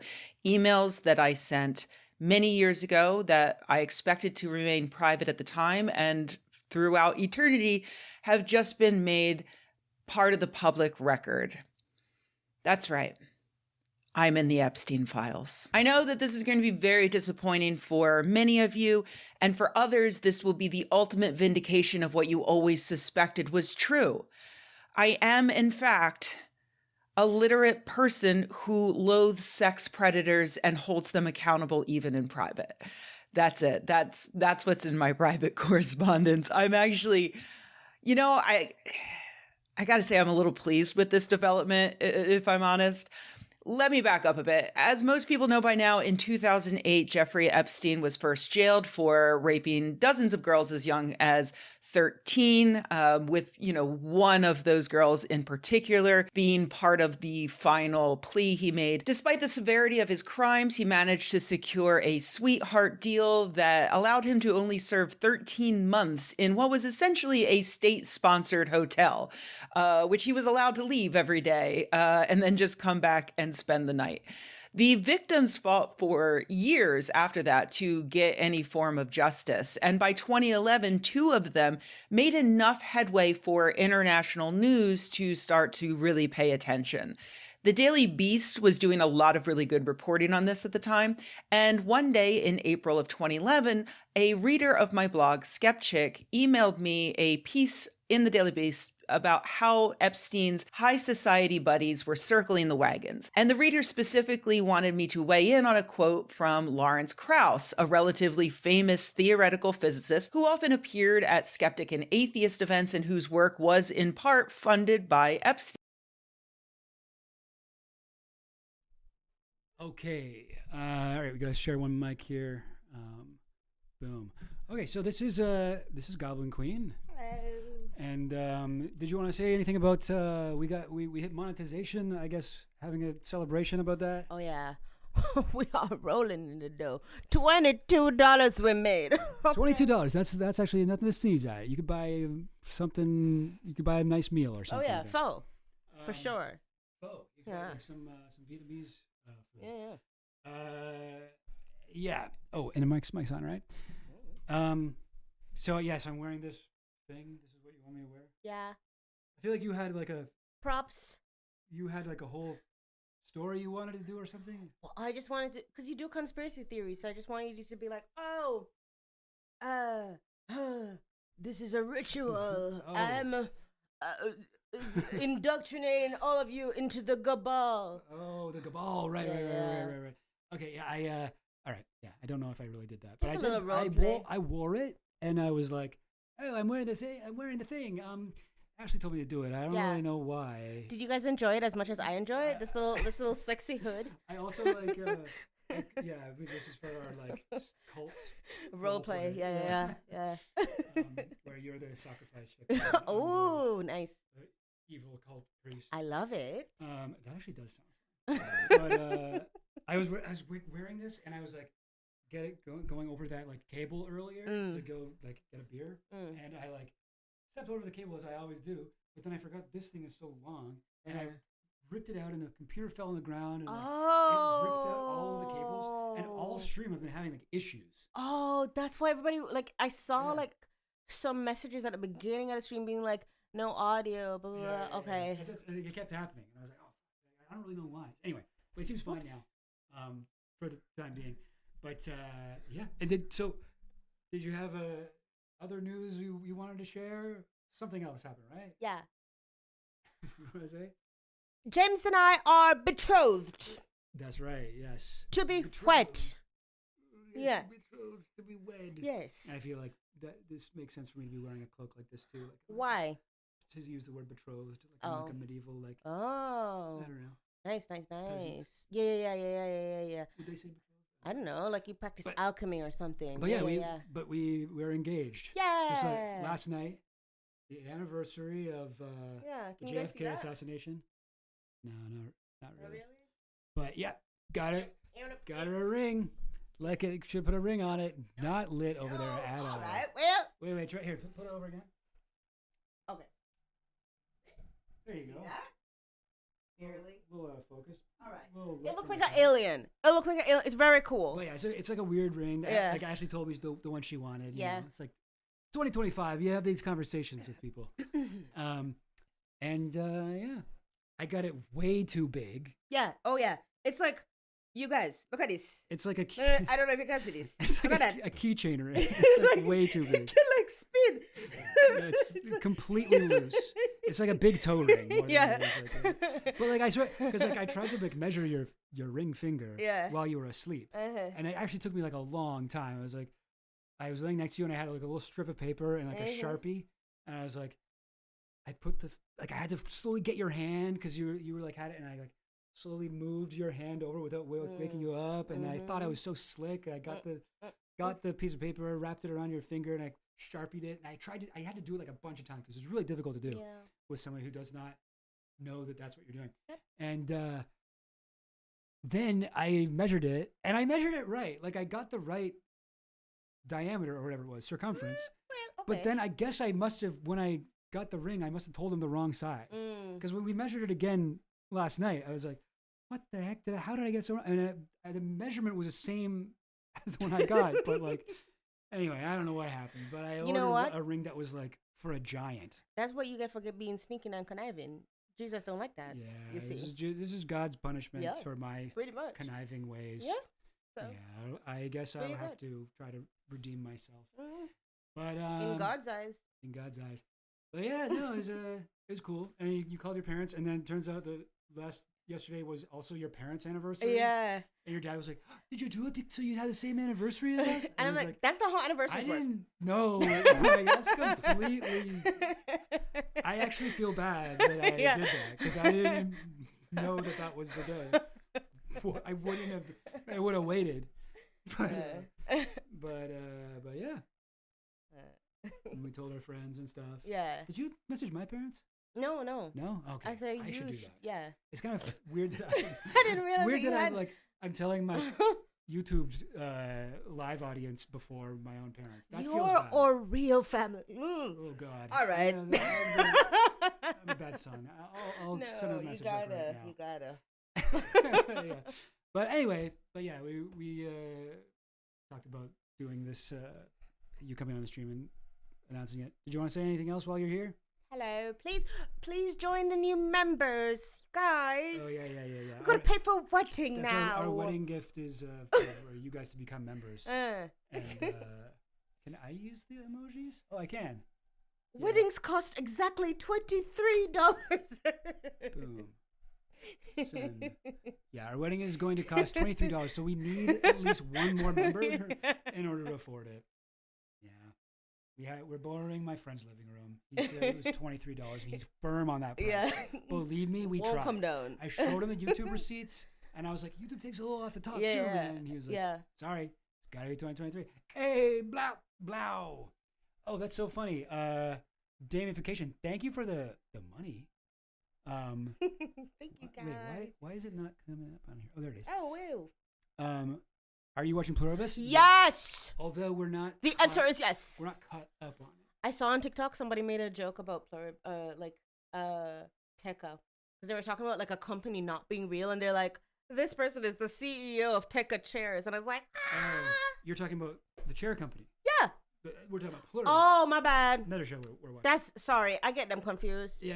Pluribus is also good though. That's the one with the little aliens that are viruses. Yeah. Yeah. We are also watching that. Yeah. Sorry. Yeah, it's quite good. I love Vince Gilligan. I'm loving it so far. Mm-hmm. Very. I guess it's like a little slow. Some people have said the pacing is slow. Although I mean, so much shit has happened. We've only seen 3 episodes. Yeah. So we have one to watch actually. But they do like huge jump cuts, I feel like. Yeah, they jump forward in time and stuff. I'm fine with that. But really good. I love it. I love the logo is like Pluribus and the I is a 1 because it's like out of many one. Oh, I thought it was like a patient. Oh no, that I'm because E Pluribus Unum is like the U.S. Motto. Oh. And it's the same actually as the Jamaican motto where Ashley's from. Yeah. The Jamaican motto is out of many one people. Out of many one people. It's like the English translation of E Pluribus Unum. Sort of. We So never say it though. In Patois is like out of many one. And so pluribus, I guess, means out of many, and then it has a 1 in its name. And I saw on the pluribus subreddit, somebody was like, look, and they took the word pluribus with the 1, and it's like, sorry, if you haven't seen pluribus, this might not make sense. But they put it it's on a like- $1 bill. They put it on. No. They put it on, and it says, they're like, look, and they broke it down. It's like a conspiracy thing where it's like, PL, please, like the beginning Okay. part of this. Yes. Please, you are one. Be us. Please, you are one. Be us. And like that's the whole thing of the show. Interesting. And I was like, that's insane. Actually, but I'm also it works Yeah. too well. I'm not opposed to that conspiracy That's theory. I bet if like Vince Gilligan saw that, he'd be like, all right, damn. yeah. I guess that is what I meant. That is Like, totally what I like, meant. It's like one of those like fan theories that's like you know. Serves the mythos that you are like a genius. Yeah. Oh yeah. No, I love it. But yeah, Pluribus very good. Oh, guys, my friend. Oh, I just checked my phone. My friend with the living room actually upped the price to $25. So 25. Unfortunately, we still aren't really there. He's watching the stream, so he noticed that we raised enough money. He's like, by the way, I forgot to tell you it's out now. What you do? But yeah, we're watching that. We're also watching Chair Company with What's Robinson. his name? Yeah, Tim Robertson. Really, really good. Mm-hmm. Very weird. I feel like it's another kind of conspiracy show. Mm-hmm. Well, definitely is a yeah, conspiracy show. for sure. It's like about a guy who is uncovering a conspiracy theory, or at least he thinks he is. Mm-hmm. I find it very relatable. I like that there's a scene where he's like, trying to explain to his daughter what he's uncovering. And she's like, what the fuck are you talking about? Yeah. And I feel like it's kind of like reminds me of conversations I have with you sometimes where I'm like, no, this is really important. Take it down. Take it down. Take it down. Like, oh, I think you're crazy. Anyway, but yeah, I don't know. I guess that's all that we gotta say for right now. But guys, thank you for tuning in. Thank you for helping us get to 1,000 subscribers. Next step, 2,000. No, let's say 10,000. Let's say 10,000. 10,000. Then we'll have another celebration. All right. And then the real celebration is 100,000. But that's when we get the silver plaque. I want to celebrate sooner. Yeah, well, too bad. I don't know. But it's hard to get to 1,000. It's hard. Goblin family, yeah. It's hard to get to 1,000. It's a lot of work, and I'm proud of us that we did it. And also, Ashley is the one, by the way, if you didn't know, who edits all the streams and puts them on this channel as like clips. Mm-hmm. So let's see. She makes fun of me on those and is a bully and is like basically rude and what's the word? What's the word? Subordinate. Oh. Yeah. Being a real smart aleck with your roasts of me. But whatever, it's fine. Whatever, I'm new to editing, so please be kind. No, but you're getting good. You're getting better. And the edits are good. It's good. Good work. All right. But yeah, guys, I think that'll be it for the stream. But thank you so much for watching. And hey, stay beautiful. Stay beautiful. Stay goblin. Right.